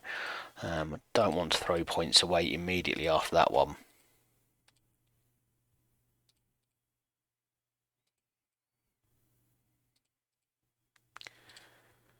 Because that would be very disappointing if we did all that work to try and reel Celtic in and to get ourselves into second place just to throw it away in a game such as this. Because the fixture list is stupid. And it's the only way to describe it. So anyone who's recently joined the stream, hello. I'm Adwin84, aka Adam. Welcome to what is stream number 7 for me. So very new at this. Not new to Football Manager. I've been playing it from the old Championship Manager days. I think my first game was 97, 98 Championship Manager 2. I think that one was. So I've been playing this for quite some time, and yet I'm still absolutely useless at it. So please come tell me what I'm doing wrong with streaming. Tell me what I'm doing wrong with Football Manager, or if you just want to say hi, feel free to say hi and we'll have a chat. I don't suppose you've seen what the Brighton Man United score was. It was 0-0 at half time, and it looks like it's still 0-0. What an exciting match Brighton and Man United are playing.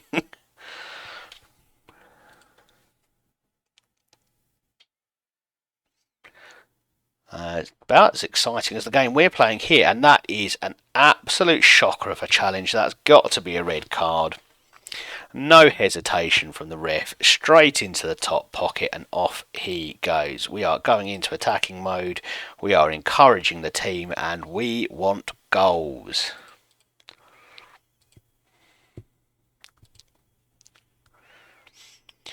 Definitely think Colombo is struggling to play a second game so soon after a Europa League semi-final. So he'll probably come off at half time, and we'll get Jan Hurtado on for a very rare appearance, really. And Smysl had gone on a walkabout, but has kind of made up for it with that incredible save. I fully expected to see us concede there. Right, we've not been good enough. Colombo is pretty done in. Tyrese Campbell's having a nightmare, so Sarmiento can come on. And let's see if a bit of freshening up front does the trick for us here.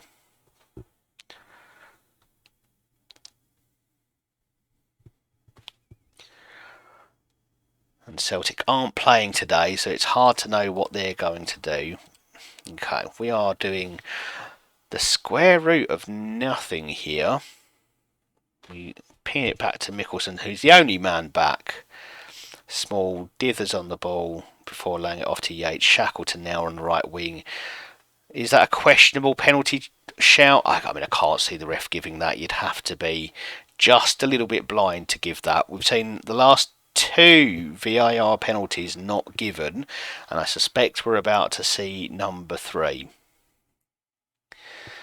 Okay, that's it. You've had a look, ref. Do your little VAR symbol, and are you pointing to the penalty spot for me? No, you're not, and that is 3 in a row. VAR is rubbish. Okay, Yates is exhausted. He can come off, and we're going to get Paolo Bernardo on. Let's get Mackenzie Cast back in the deep-lying playmaker role.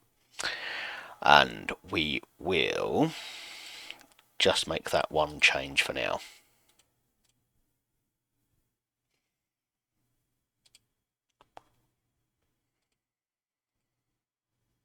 I'm going to demand more. And for the last 15 minutes, I think we're going to go 2 up top. Don't think I can avoid it any longer. Will Hughes is going to have to come off. I don't really have anyone who can play as a striker. So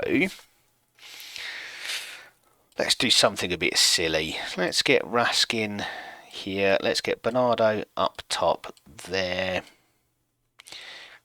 Play like that, and we're going to go for a bit of an old-fashioned 4-2-3-1.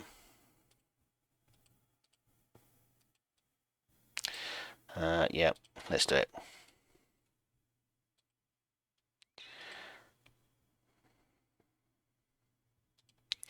Can you play as a shadow striker?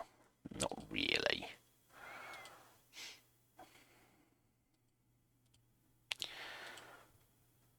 Fagan now. We're running out of time to make our numerical advantage count here. We've done very little to break them down. Fagan, however, has burst into the box and hasn't quite got the ball across to the men in the middle. Mickelson, Cast, Raskin. We're still trying to find our way in. Sarmiento can't quite win that header and is offside, and that's a thoroughly pointless highlight. Alright, we're going to encourage them for the last couple of minutes. Can we do this? And it's an injury. So, honours even. We're just going to move Raskin in there, and you can be a box to box, and it doesn't matter. We are. Do I have another sub? I do have another sub. Well, there's me being silly. Right, Mackenzie Cast can come off, and Samwise can go in that place, and we'll just move Shackleton into midfield. But unfortunately, I don't think we're going to be able to take advantage here. The good news is that no one else seems to have made any moves in the league. And just as I'm giving up, we have that last minute winner, and that is a thing of beauty. 96 minutes into 94 minutes, 6 minutes into 4 minutes of injury time, and we have managed to grab a last minute winner. Hibbs did an admirable job of holding us back for that long, but we have finally got a winner that I don't think we deserve. I don't think we created enough. But that doesn't matter. We have won. And let's see how that affects the league. I'm just going to ignore that question because that looked like far too much time to me. Did I have faith that we were getting that goal? Not really. So, the league now looks something like this. Celtic at the top on 78 points with one game in hand over us on 77. We've got Aberdeen with a game in hand but 5 points behind us now in third place. Hibs in fourth on 71 and 6 points behind us, and Hearts we'll not even talk about. We have given ourselves a good chance of wrapping up Champions League qualification in the next game. We are going to take a short break for a couple of minutes before we come back and look at the Hearts and Aberdeen games, and we'll look to play that cup final as well. So tonight should see the end of our first half of a season as Rangers manager. Be back soon.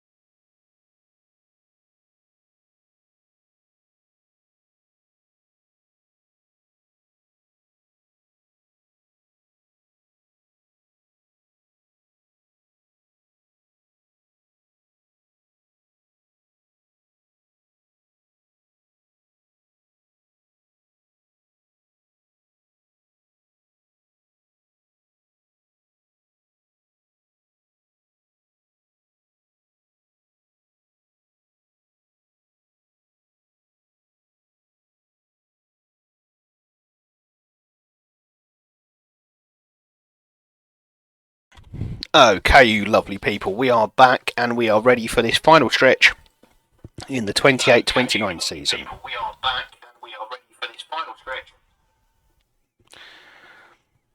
Bit of feedback there, my apologies.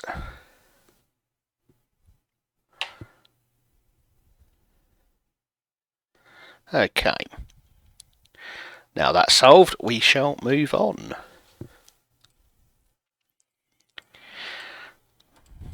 I'm not surprised we had injuries with 2 games in 3 days. I'm a little bit bitter about that if you can't tell.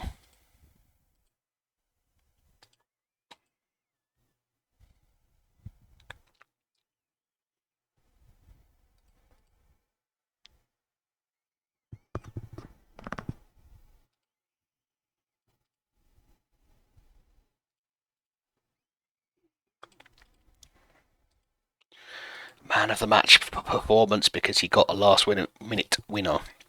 Well deserved, well deserved.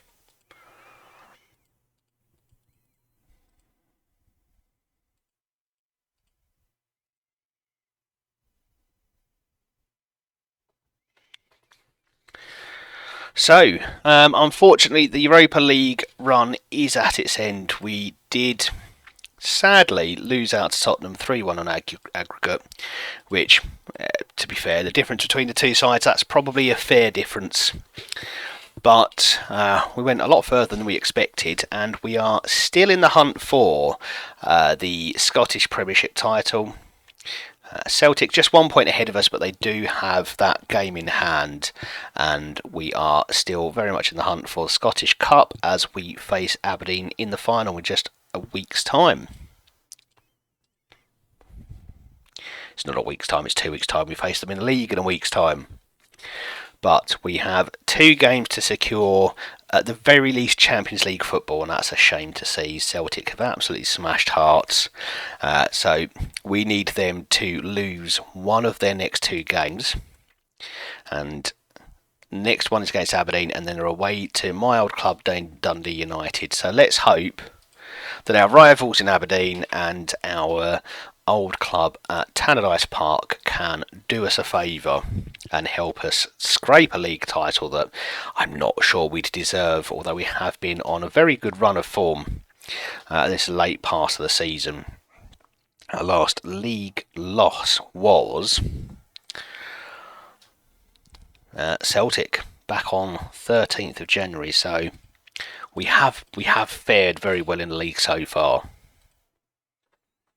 since we've joined at least, and I think it gives me a lot of hope for next season. I think we can go into next season looking to genuinely challenge for the title.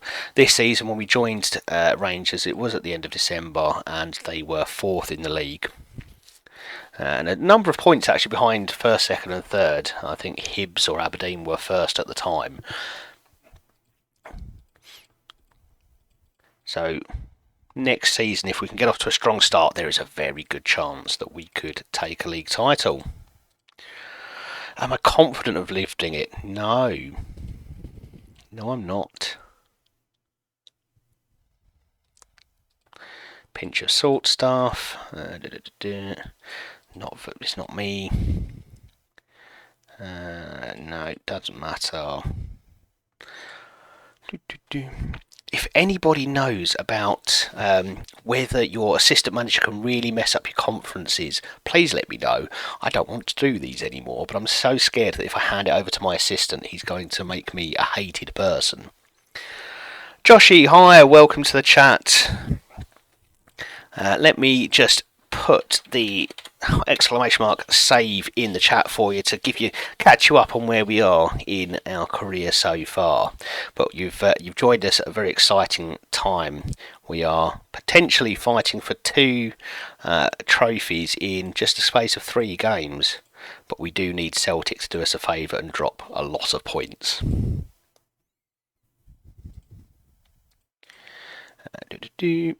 Not my place to comment. So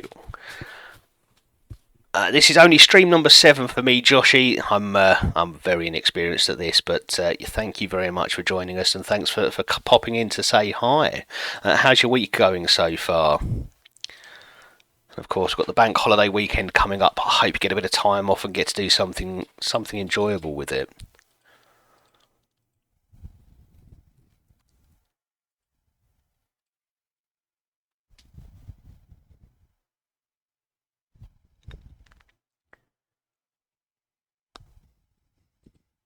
This is a cracking song, by the way. Very old school. Right, I think we can put in our strongest side. Hopefully, everyone's had enough of a rest between games now. I'm going to go with Sam Marsden. He's better going forward than Shackleton.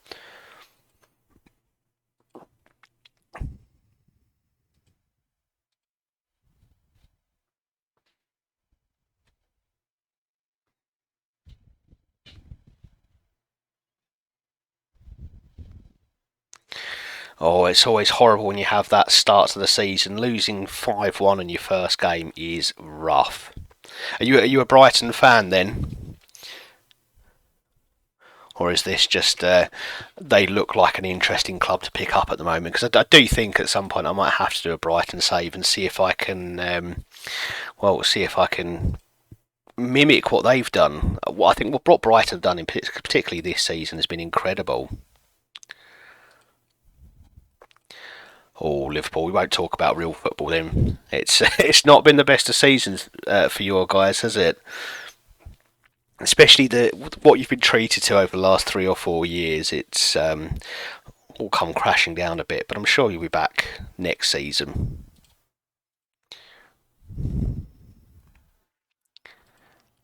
Oh, you love those bargain signings. Under 2 million, incredible.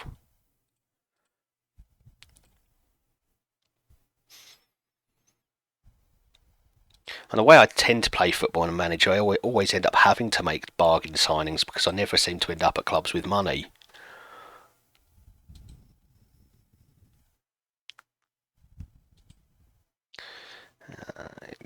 Do I put you on the bench? Probably not. Although I might run out of other options, so possibly. No, okay, can just fill a bench. Right, well, let's hope this team is strong enough. Well, I mean, it is my first team, so it should be strong enough to go out and beat Hearts today. But you never quite know. Koku van der Mark, yeah. Definitely enough to get you off to a good start. What are you predicted for next season? Well, this season, I suppose it is for you now.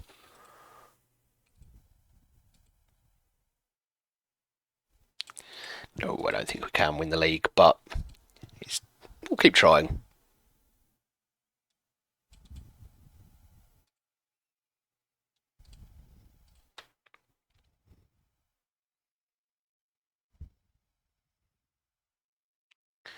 Yeah, there does come a point when their unhappiness actually starts to affect the rest of the club and starts to affect your form, and you're probably better off just selling them and taking the money. Always hurts to let your best players go, though, doesn't it? Well, given this is a huge game for our title ambitions, as small as they might be, we're not doing very much with it. Oh, and I don't like the fact the first highlight was against us. It feels like that sets the tone. Oh, let's see a banger. No. Raskin now breaking into the box. Put it across. No. Come on. We can do better. Sarmiento now. That's a lovely ball for Raskin and forces a good save, but he's offside.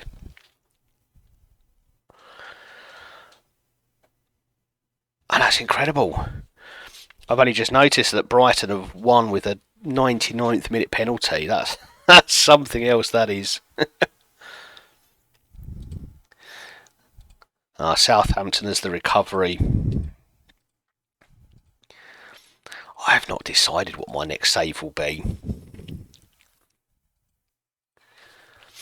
I do quite like these unemployed starts. They always, I I mean, they sort of see you go all over Europe, all over the world, depending on where your first job ends up being.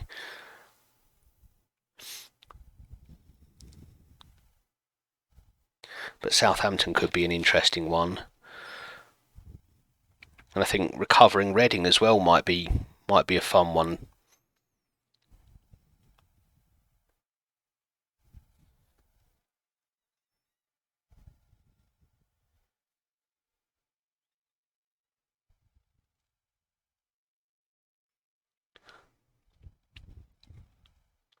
Oh, that's close. That's a good start to the second half, but just like in the last game, we seem to be struggling to find where that goal is.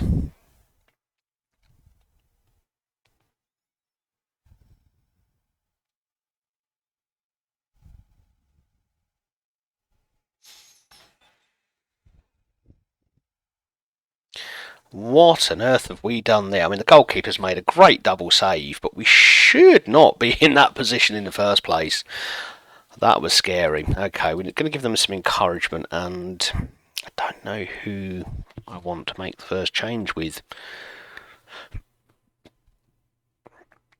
I think Sam was for Shackleton, and we don't have Thierry Small, so we're just going to go with that for now. We need to make something happen.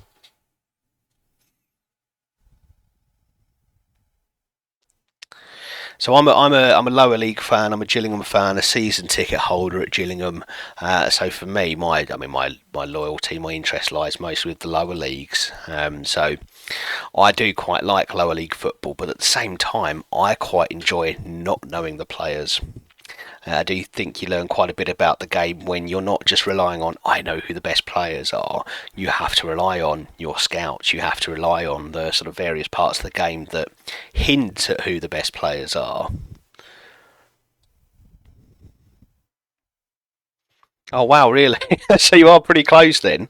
I actually live in southeast London. I'm a bit of an ex-old Gills fan, but me and my eldest son have season tickets there. And for next season, my entire family, me, my wife, 3 kids, we're all coming down. It's been an interesting season for us so far. Definitely a tale of two halves, that one. Right, let's make those changes and see if we can shake things up a little bit. We've got 20 minutes to go. Let's go attacking. Let's go after this game. I think looking at things as they are... Oh, how have we missed that? As things stand anyway, Celtic have won the league. They're 3-0 up, so we're not winning the title, but 2 more points would guarantee we go into the Champions League. And with the last game being against Aberdeen, well, there's always a chance they might nick it off us. Oh, but then Colombo can just pull that out of his pocket. That's what we needed. Right, let's get Sarmiento off. We'll just waste a bit of time with the sub there. And then we will hopefully see this game out. Actually, let's do the awful time wasting stuff. So do you get to many Liverpool games then, living down in Kent, or are you having to follow it all on TV?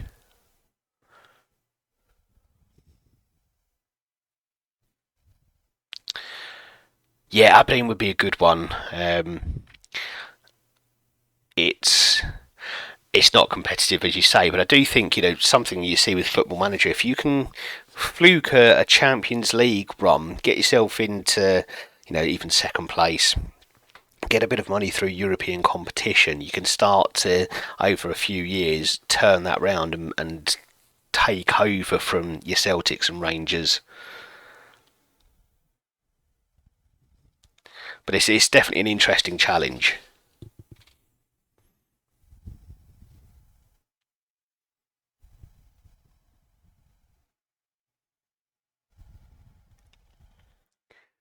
Yeah, I think in some ways I'm quite spoiled as a Gillingham fan. For me, I've never had trouble getting a ticket. We rarely sell out our ground, and it's only a 45-minute or so drive for me, so it's not difficult to get to. But when you're a fan of a Premier League club, well, getting hold of tickets must be a nightmare in the first place. And then, yeah, if you're fairly distant from your team, it's a long old journey. It's almost like a whole weekend for you.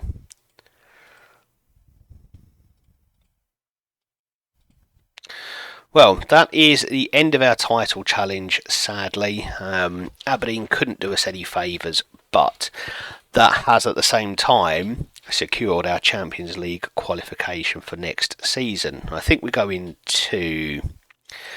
Where do we go? Do we go into the group stage? Are we in a playoff? I'm not entirely sure. Rules, there we go.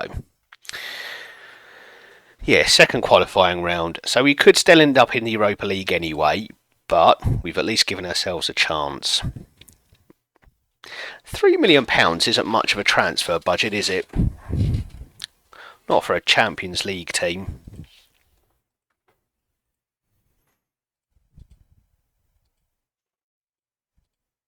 There is something special about like supporting small clubs, non-league clubs, lower league clubs. You just feel more like you're part of it. So Gillian, our chairman is on Twitter, constantly chats with fans, wants to hear their feedback, will clear things up if people are hearing rumours. He's quite happy to come out and squash them or tell the truth as it is, and that sort of transparency is quite nice to hear. But on Sunday night I was at the end of season awards dinner, which was absolutely fantastic. Got to meet most of the players, staff, and a lot of other fans, obviously. But it was just a really, really nice night. And on Monday I'm going away to Salford for the final game of the season as well. I do love the away games there. They hit different, don't they?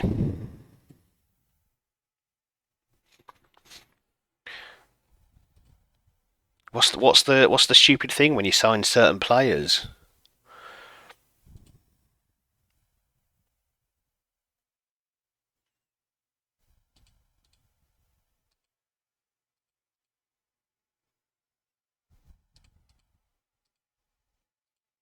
Ah, the work permit. Yep.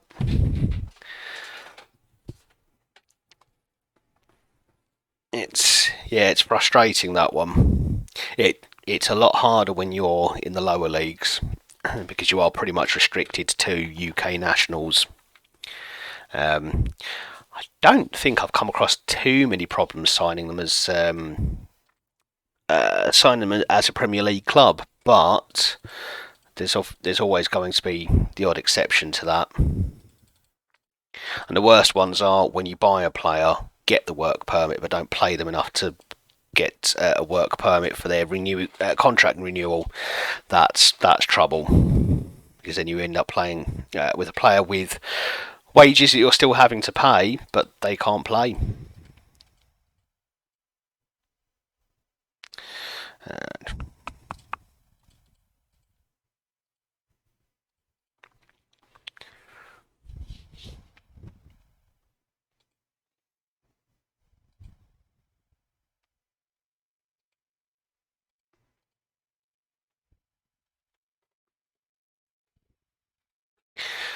Yeah, see, every time you have to lose a player, whether it's because they want to go to a bigger club or someone meets a release clause, it's an opportunity to find a replacement, someone who can do it even better.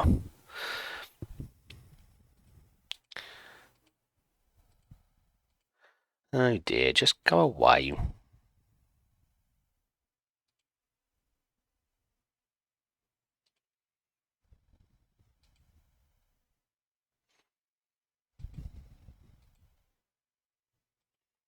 Well, I just want to sell him. He's my B team, that's why I didn't do anything. Right,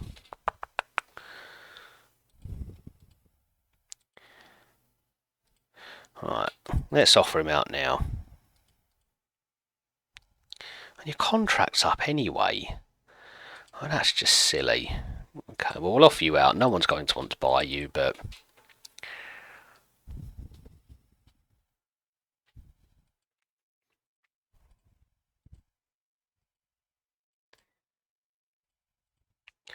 I like the idea of that. So if you've got four tall defenders,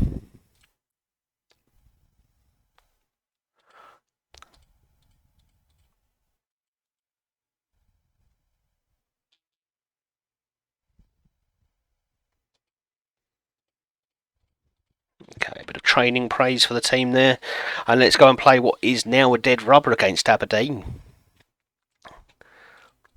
Slightly different results in the last game, and this could have been a very exciting match indeed, but as it turns out, this is just a warm-up now for the cup final. So I may play a slightly weakened squad for this one, just so we don't give too much away to Aberdeen.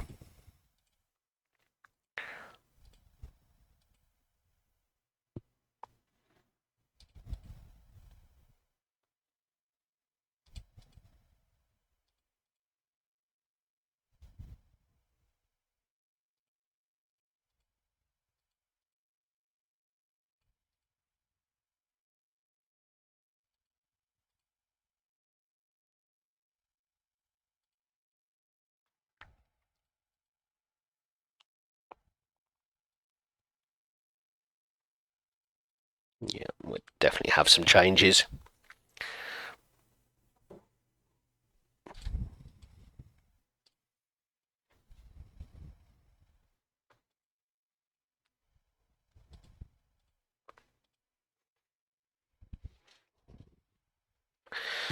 Yeah, it's interesting how that happens. I think it feels like it's quite true to real life. You'll get a player who has an absolutely amazing form season, just does everything, scores goals, gets assists, and then next season they just can't achieve anything, despite the fact they're playing in the same squad, same role, everything the same. They just disappear.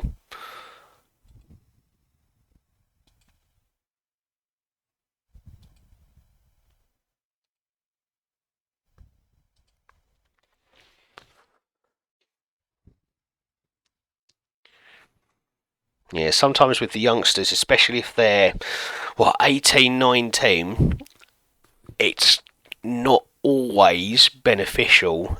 Joshy, thank you for the follow. Really appreciate that. Thank you. One closer to that target of 20. But yeah, as I was saying, when they're 18, 19, playing game in, game out can actually work against them. They kind of, I think their fitness suffers a little bit, but also mentally, I just don't think they've always got it. They've always got the maturity to be able to play that many games. So I like to sort of bring them in and out for sort of 2 or 3 games at a time. If you've got the squad to do that, obviously.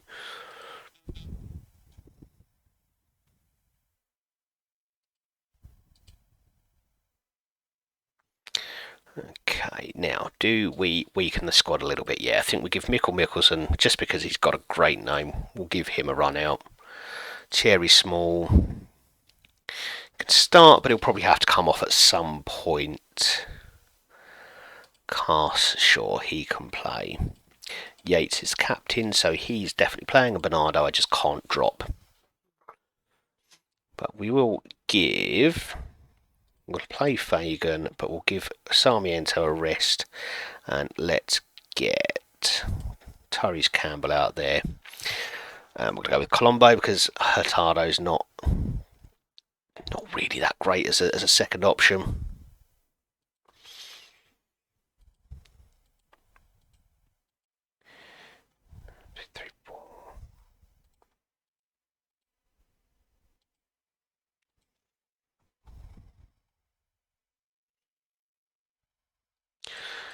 Yeah, I've got Cole Palmer in another save, and he's an excellent option. Very versatile as well. Can play in the middle, both wings up front. I've found that his best role is attacking mid, but he can just perform from everywhere.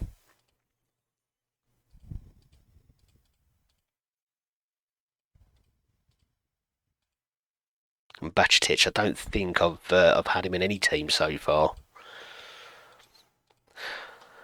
something they've changed since FM22 is that it's much, much harder to loan them for a second season. But what I have found a bit of success with, and you do need a little bit of luck for this to happen, but if you want them again for a second season, keep them on your shortlist, wait until transfer deadline day. If they still haven't gone on loan, that's when the clubs tend to start rethinking whether they'll loan them back out to you for a second season. So when you do have particularly successful loan players, it's worth just keeping them on a shortlist. If you can't afford to buy them outright, try and loan them a second time around.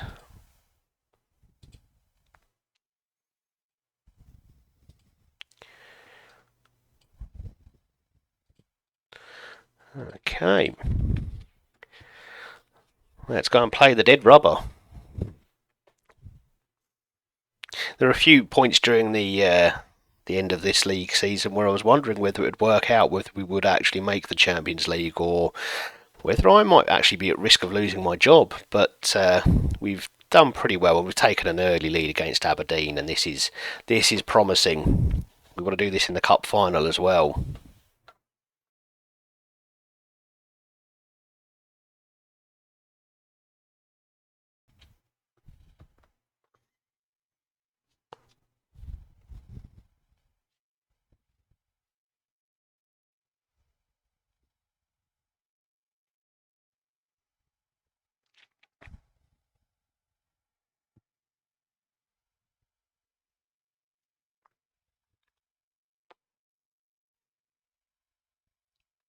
I'm going to be very disappointed if Dundee managed to steal points from Celtic. I'm going to be even less happy with Aberdeen,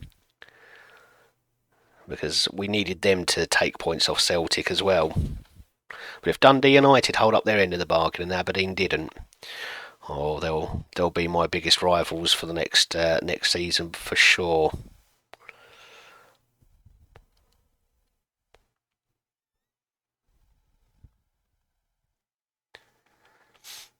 Well, Brighton won by a 99th minute penalty. McAllister scoring 90 plus 9. Looks like there was some VAR controversy as well. So I'm sure all the Man United fans will be out on Twitter having a bit of a discussion about that one, I'm sure. Anti-Tarhill, hi, welcome. Have you been streaming today? Yeah, the matches have been very pleasant indeed. We've had we unfortunately did end our Europa League surge in the semi-finals against Tottenham, completely to be expected, but we have picked up the Champions League qualification that we desperately wanted, and after this one we're playing Aberdeen again in the Scottish Cup final, so there still could be a trophy in our near future.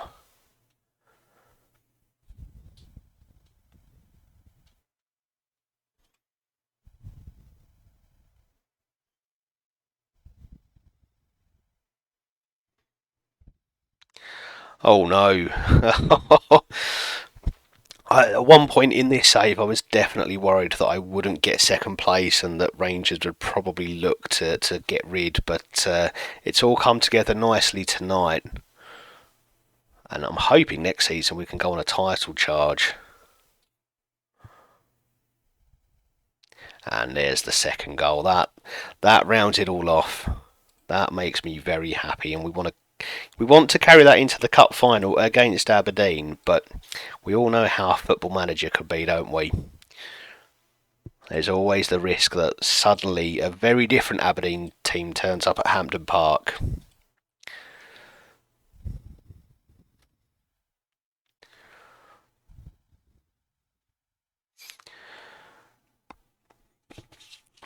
So it is Thursday, which, as we all know, means it's practically Friday, which obviously is the start of the weekend. So what are your weekend plans? For me, it's a trip to Salford for the final game of the League Two season with my beloved Gillingham. And at some point on Saturday, I've got to, well, I say some point, for most of Saturday I need to look after the kids because my wife wants no distractions while she watches the coronation ceremony. I'll probably go to the park with the football, my children, and make a little picnic and just spend the day hopefully playing in the sun.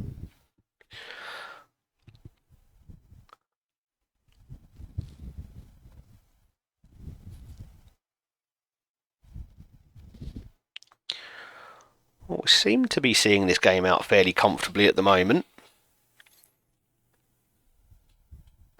And look what Dundee United are doing to me. They're beating Celtic. Aberdeen, they are, well, they are my nemesis.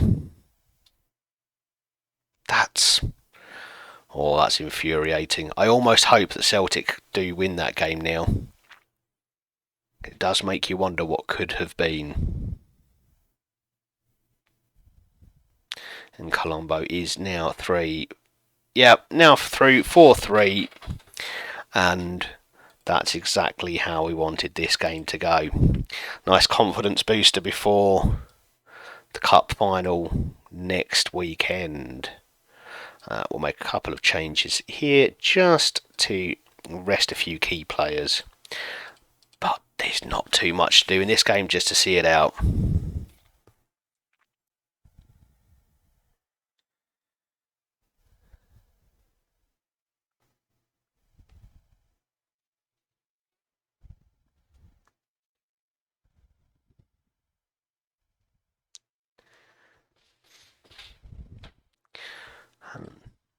It has really been a dominating performance. And those possession stats just, I love that sort of possession stat. I've got no problem playing counter-attacking football, wing play, lump it forward kind of thing when you're in the lower leagues. But once you get a team that can actually play football, it's nice to be able to play football. And I do like this vertical tick-attacker. It gives me everything I want. A bit of direct passing when I need it, but we hold on to the ball until we can create a chance. And Colombo, another goal. He's having a great game. Can he go on and get that hat-trick just at the end?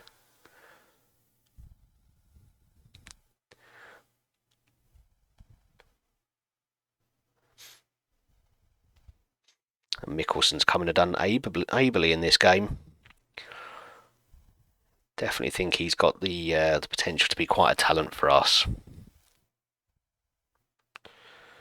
Bit sloppy there, but Raskin does nick it back before giving it away one more time, just for good measure. Oh, hey. Good save by Smicer.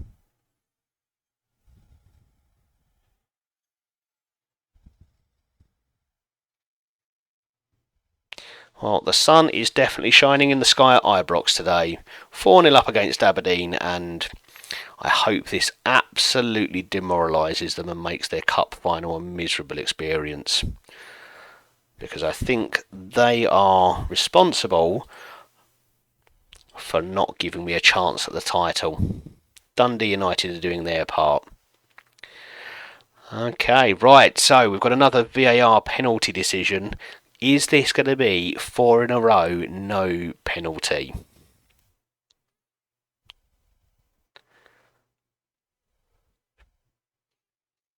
Okay, do your little box. Are you giving a penalty to us? No penalties, 4 in a row. I may need to start a counter on this. That's 4 in a row. That's... well, I've not seen that many consecutive no penalty decisions.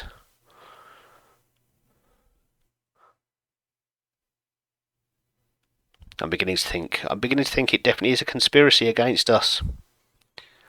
And it's not just a theory, this is a very real conspiracy. VAR is anti-Rangers. It's official, you've all seen it.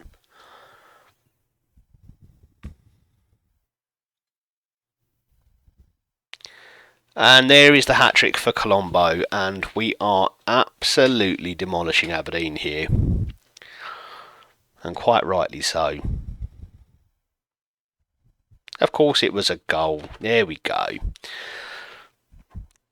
Colombo rounds off what's been an incredibly good league season for him. 39 goals this season. Not all in the league, but he has been excellent. I think when we first joined the club, I was uncertain. He'd scored 20 when we first arrived, but it took him a few games to get his first goal under me, and I was wondering whether I might have to move him on. Sometimes players just don't click with you. But he has definitely turned it around and showed his usefulness to me in the latter part of this season. Okay, yeah, excellent. Right, last actions for us this season is hopefully to go and pick up a trophy in the Scottish Cup final. We won it last season with with Dundee United, and this time we're going to attempt to do the same, lift that trophy, but this time with Rangers.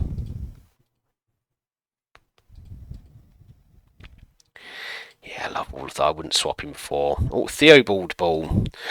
I'm sure that's not what's in the headlines because that sounds quite awkward to say, but Theobald Ball is the description. No, we don't do mind games. 2.5 million isn't great for finishing second in the league. It's a shame there's not more money in Scottish football because I'd quite like the idea of this being a long-term club for me. But as it stands, we're probably just going to hope they're a stepping stone onto one of the big five, something in Spain, something in Italy, perhaps. I'm not looking to do an English Premier League job unless it's one of the big ones, somewhere where I can set up a dynasty and just win everything year after year before moving on and doing it again with someone else.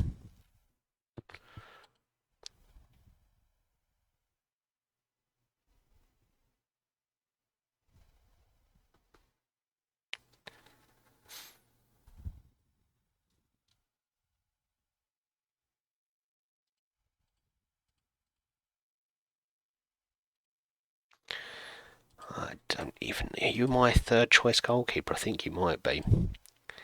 And this is how much I know about you. You're in my first team squad and I didn't even know your name. I'm very sorry, Scott.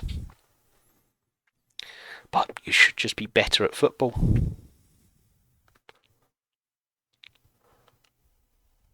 Okay, it is nearly cup final day.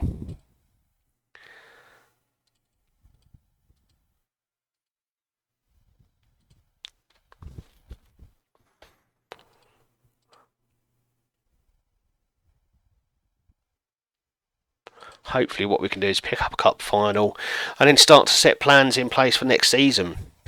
We've got quite a lot of loan players in the squad and I don't have any hope at all of turning all of them into permanent signings. I think if I were to focus, but Paolo Bernardo would probably be my main option, but with a transfer budget of £3 million, I don't see how I spread it to cover 25 to £30 million values such as that. He may be one that we have to keep on our shortlist and hope that in 3 months' time, at the end of August, he's still available for loan. But it's pretty unlikely, isn't it? Bit more money coming into the club, and we are at least back in the black. And Spurs did go on to win the Europa League, so we lost to the eventual winners. There's no shame in that at all.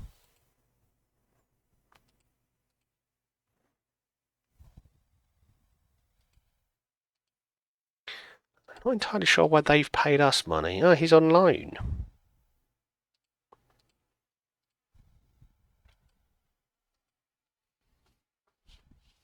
Got quite confused there. I wasn't sure why they were paying us money when it looked like he was in my B squad.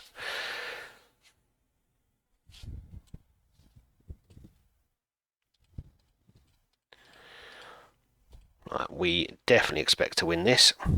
Go out there and win.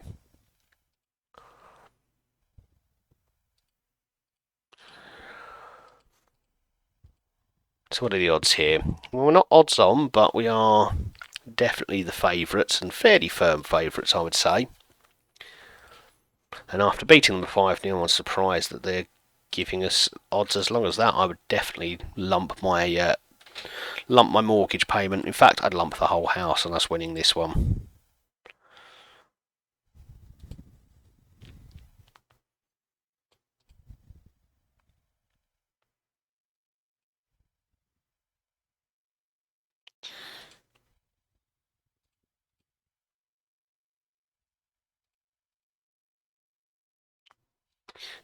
Cargbo.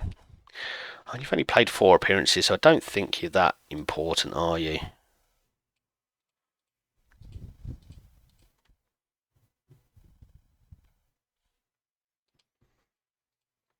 Okay, well, this will definitely be the last game of the night. We will take a little bit of time to have a look at what our plans are for next season. We are definitely going to need a number of people in midfield for sure. Mackenzie Carse, who's played a fairly decent bit part role in the midfield, is also another player who is out of or his loan ends at the end of this season. Gareth Fagan, who at one point I wanted to potentially make a permanent signing at Ibrox, is another one who's out of his loan ends. Musa Barrow, who's played fewer and fewer games as the season's gone on, not just because of injury, but because Sarmiento has taken over as my first choice left winger. Playing with inverted wingers or inside forwards meant that Barrow was knocked out of the side by Sarmiento. When Sarmiento was playing as a winger, it was fine, but we brought in Fagan, which meant that Sarmiento could come over to the left, and it's kind of pushed Musa Barrow out. So there's a good chance we're not going to attempt to sign any of our loan players as permanent signings, which is a shame. But with a transfer budget of only 3 million, there's not a huge amount that we can do. So we're going to look for some bargains, some youngsters in particular. We do need to also think about how we fulfil Champions League or Europa League registration rules for next season. 20-player squads, not the way forward, if you ask me. So we do need to think about how we do that. Do we go after Scottish players, or at least players who were trained in Scotland, which narrows down the search parameters a little bit, but might be necessary to make sure that we can be competitive. Okay. I think we obviously go for our first team here, don't we? No two ways about it. Raskin as our deep line playmaker. We can have Ryan Yates as our box-to-box midfielder, and Bernardo, as our Mazzala, which has been very successful for us in the last month or two of this season. And it is definitely the strongest 11 out there, so there's no excuses. We should be winning this.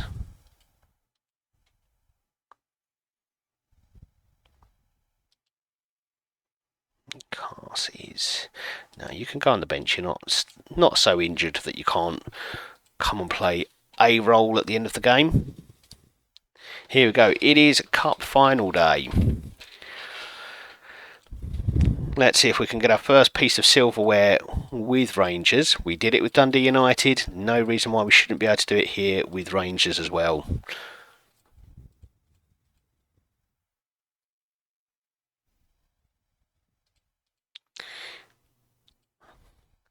Interesting question to ask me just before a cup final. What do you think of another manager putting someone on the transfer list? I mean, come on. Football Manager doesn't always have the clearest strategy when it comes to the press conferences and the interviews, does it? And we're underway. Nice big possession numbers for us again so far in this game. No highlights, but we definitely have a good feeling about this one. And a good interception from Shackleton there. Fagan now doing a bit of running. Shackleton picks up when Fagan loses the ball. Can he whip that ball in? Gets it over to Raskin, and we go back to build forwards again. Shackleton now Raskin with a good teasing ball forward, and it's dropped for Sarmiento. And again, this is what I like about the ticker tackle. We're happy to go back when we need to, but we can also get it forward. And I don't know how Colombo hasn't put that in the back of the net. That looked like a gimme.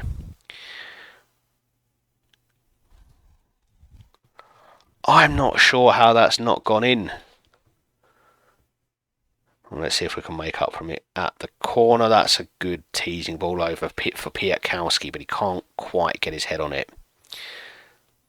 But he does win the ball back just outside the Aberdeen box, and the highlight is over. Well,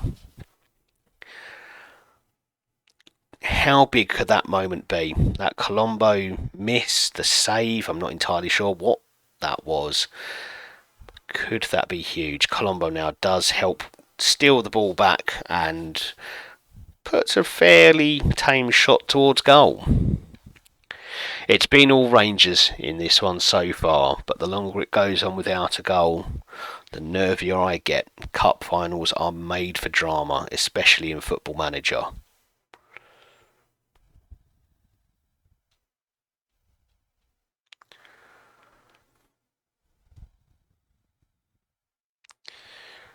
Piatkowski lumping it forward. We do end up with the odd aimless ball forward in a vertical tick-attacker because it's far more direct than normal tick-attacker, but it's worth it for some of those balls over the top you get. And that's a very good teasing ball again, but Aberdeen deal with it quite well.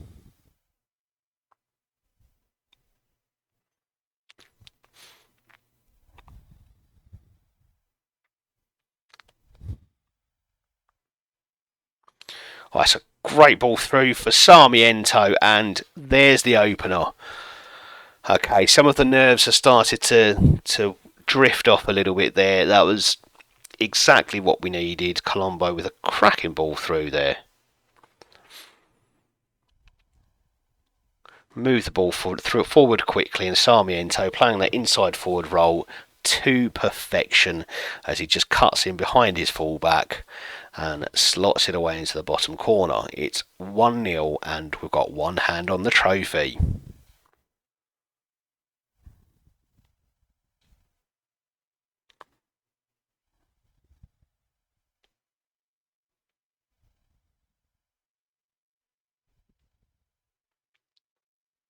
Shackleton out on the right now, and the ball's just over.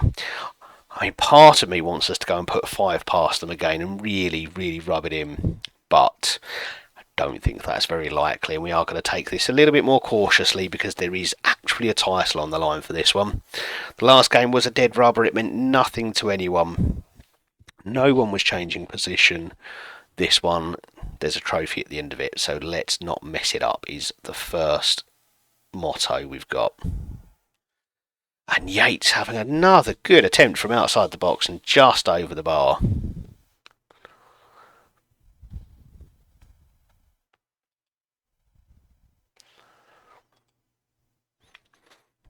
Okay, time's running by and I'm starting to think about substitutions. Sorensen's starting to look tired there, so we're going to bring on Mikkelsen because he's just so well named, and I think Yilmaz not had a great game, so let's get Small on in his place. And I think it's a good chance to say goodbye to Mackenzie Cars for the Rangers faithful.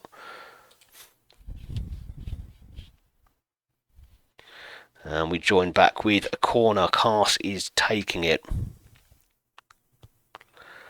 That's a teasing delivery again. I'm using teasing too much. And Fagan has pretty much wrapped up the cup final now.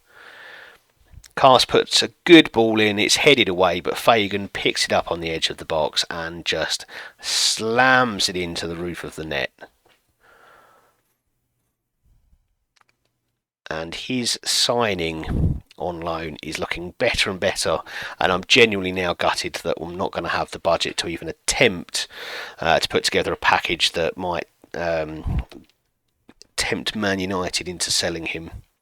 I think sadly that dream is over. We will bring on Tyrese Campbell for the tiring Fagan to help us see out this game. And we'll make sure we get one last sub in there as well.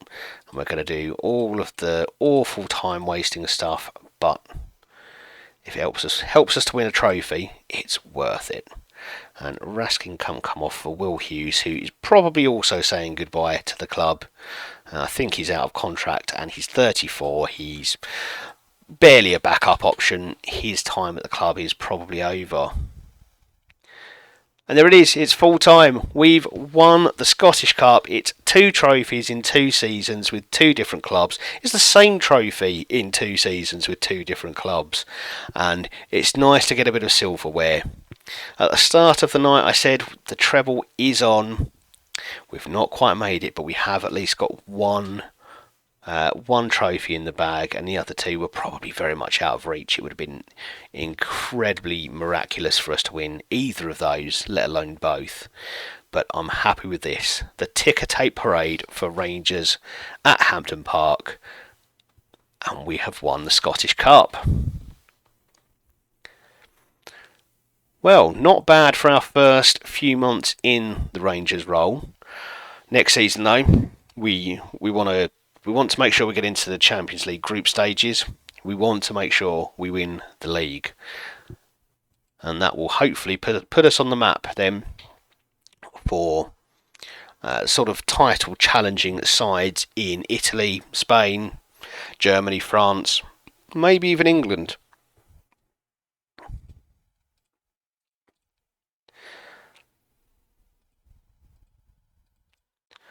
We are very happy that we won. We like winning. He got a 7. We can't be criticising him. Leave him alone. Poor Lorenzo.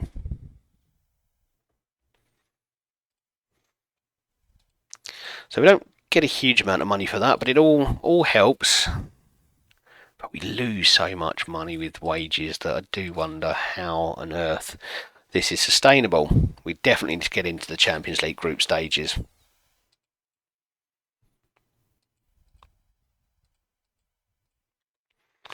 Alright, let's do our little press conference.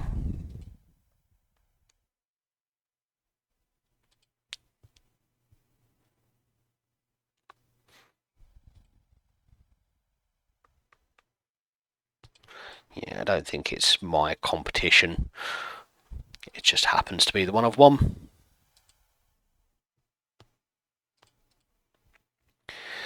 Yeah, we were among the favourites, but we still had to win it.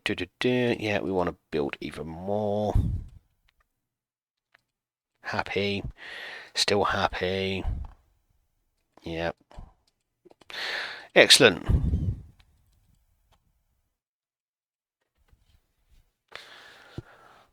And we are on to the transfer window. So I think we're going to take a quick look at what the squad looks like next season without our loan signings. It probably looks a little bit bare, doesn't it? Yeah, I mean, our defensive midfield option, Nicholas Raskin, is most definitely the man who's going in there. But when you strip out Mackenzie Cast, we are very light. Shackleton, I mean, Samwise could end up being that first choice right back, but it leaves us a little bit light there. Left back, I mean, fine, I don't think we need to make any drastic changes there, but midfield, we absolutely need to strengthen. Right wing, Tyrese Campbell is probably first choice option for me there, following the departure of Fagan. Left hand side, Sarmiento is the only. I like to play inverted wingers or inside forwards, so my only right footer is Sarmiento. So while we've got Cozier, Dewberry and Campbell both on the right hand side, cutting in with their left feet, not so much there. So I think midfield, left wing, striker, because I think Hurtado I'm quite happy to see leave. No one seems to want to buy him for £8 million, so he'll probably just give up on the idea of leaving entirely. but we'll wait and see how that plays out. That money could be quite key, so I think what we try to do is start to offload some of the lesser players. Luis Al played a couple of games at most for me, so we'll try to sell him off and see what we can get for him. I think Will Hughes, yeah, he's out of contract, so that's not going to matter. I wonder if we try and offload Cozier Dewberry, perhaps. Jan Hurtado certainly needs to find his way out, and yeah, Lowry's another one, but he's out of contract. Okay, so there might not be much we can offload. We've got lots of wanteds though, so one of these players disappearing might be what we can use to fund an active transfer window, because we do need strengthening in a number of places. Midfield, left wing, striker, that's where I'm looking for. And obviously part of it depends on who we sell, because we may end up having to replace them as well. So what we'll do is we'll set up tonight, we will set up some recruitment focuses for our scouts. We'll get them looking at midfielders in both, we'll go for transfer and loan, in both roles there, the box-to-box midfielder and the Mazzala role.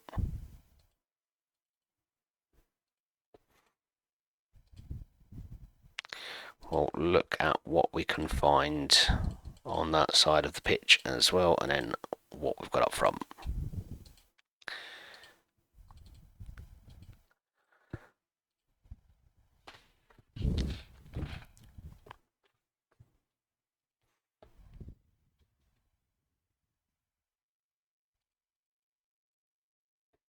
I've done my squad planning for next season. I know what I want for next season.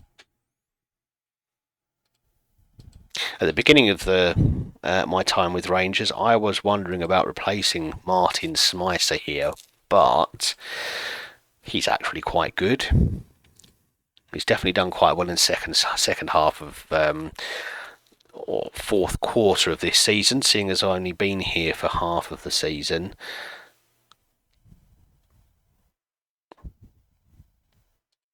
And so I do think he's still a solid option at the back, between the posts.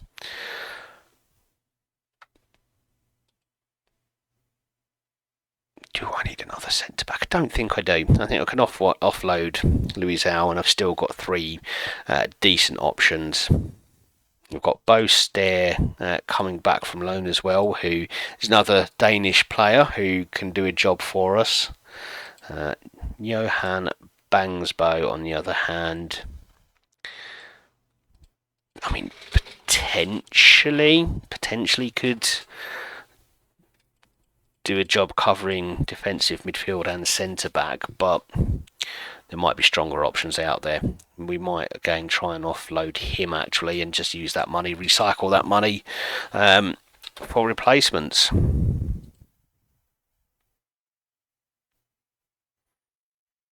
We'll see if we can jump forward a week or two before we finish up for the night. It has been a successful one. It is only 1 out of 3 trophies, but it's still a trophy. And the other two, they weren't very realistic, were they? Trying to recover 7 points on Celtic in just 5 games was never likely to be pulled off. We got within 2.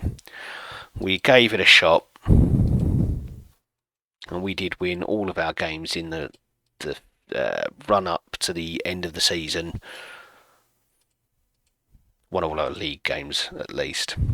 Okay, what do you think I should be doing next season? Work towards winning the Premiership. Fair. Win the Premiership in a few years. Yeah, that's fine. Yeah, fine. I don't like old men either. Maintain the club status as the most reputable team in Scotland. I wonder if anyone's told Celtic about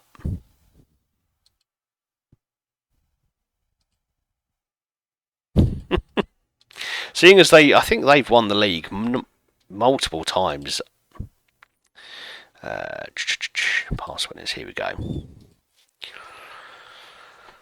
So yeah, that'll be back-to-back for Celtic. Rangers have only won it twice in the last, 2 decades. I think Celtic probably have a fair claim to being called the most reputable team in the league. Oh, I'm not even sure I clicked there. It was an accidental click, but they all seem happy with it, which is great.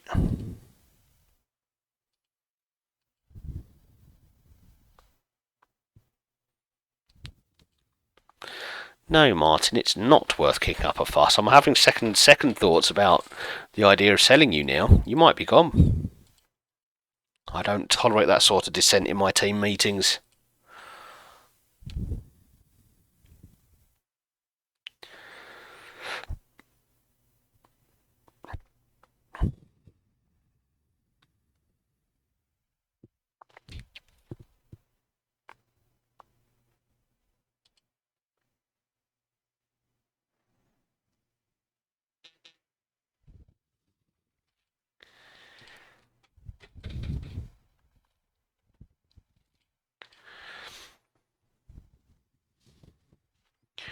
Well, we are coming towards the end of the stream, so time for me to start looking at raid options. Let's see who's on tonight.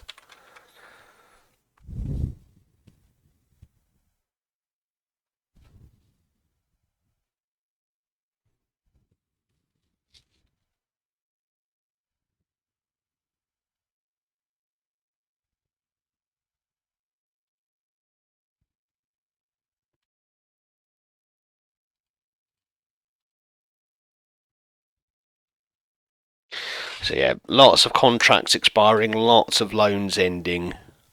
It's not an entire rebuild, but we've definitely got work to do in the summer. We may have to rely on the loan market once again, because we just haven't got the transfer budget for much else. I think we've got a little bit of excess wage budget, but again, it's not a remarkable amount at all.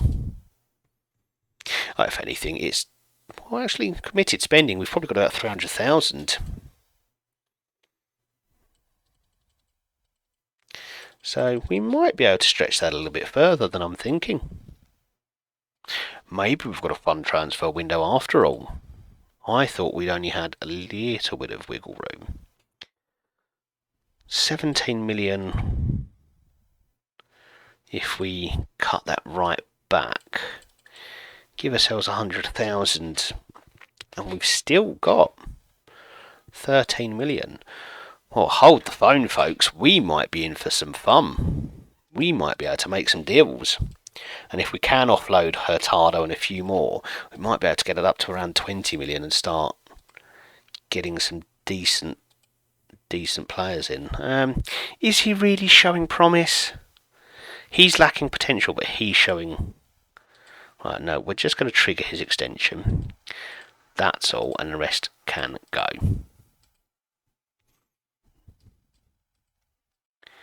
Yep, set for release.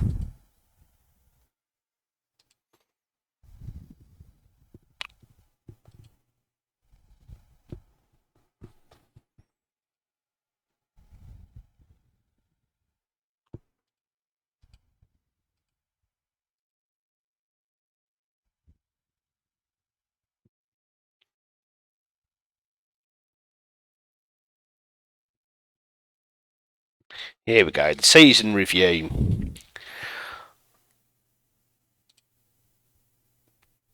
Do you know, we will save that for the next one. We'll just skip through it and then we can do it properly next time. Okay, we are going to call that a night. So thank you very much for everyone who's joined us and dropped in to say hello. Really appreciate any time that you spend with me, whether it's lurking, whether it's coming to chat, and to Joshy, thank you very much for the follow tonight. I really appreciate it. I have now started to set up a proper schedule, so I will be streaming on Mondays, Thursdays and Saturdays, and might try and do a little bit more in between. But for now, let's go and find someone to raid. Let's go with, who's top of my list here? M Breezy FM. That sounds good to me. I've got to make sure I get this username right, haven't I?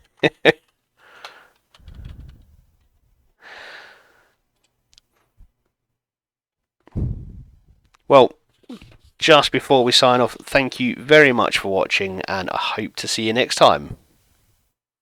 And Auntie, thanks very much for stopping by. I really appreciate it.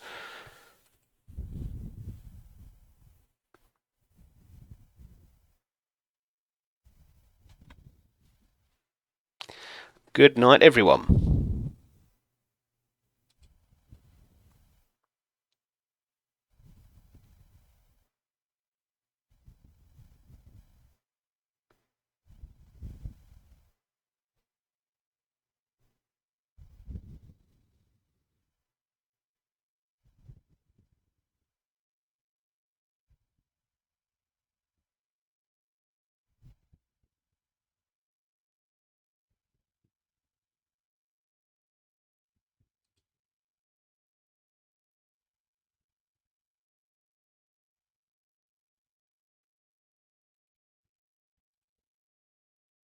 Well, that's not worked, has it?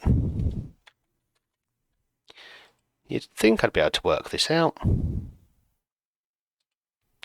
Okay, let's try someone else then.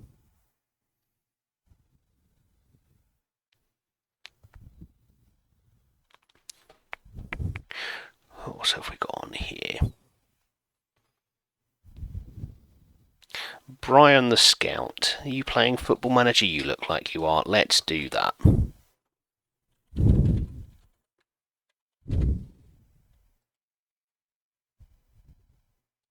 Wait, is my boy PMD on? Oh, he might have to be the man then. Let's see how he's getting on. He was doing a draft competition, draft tournament. That sounds like he could be into the good stuff.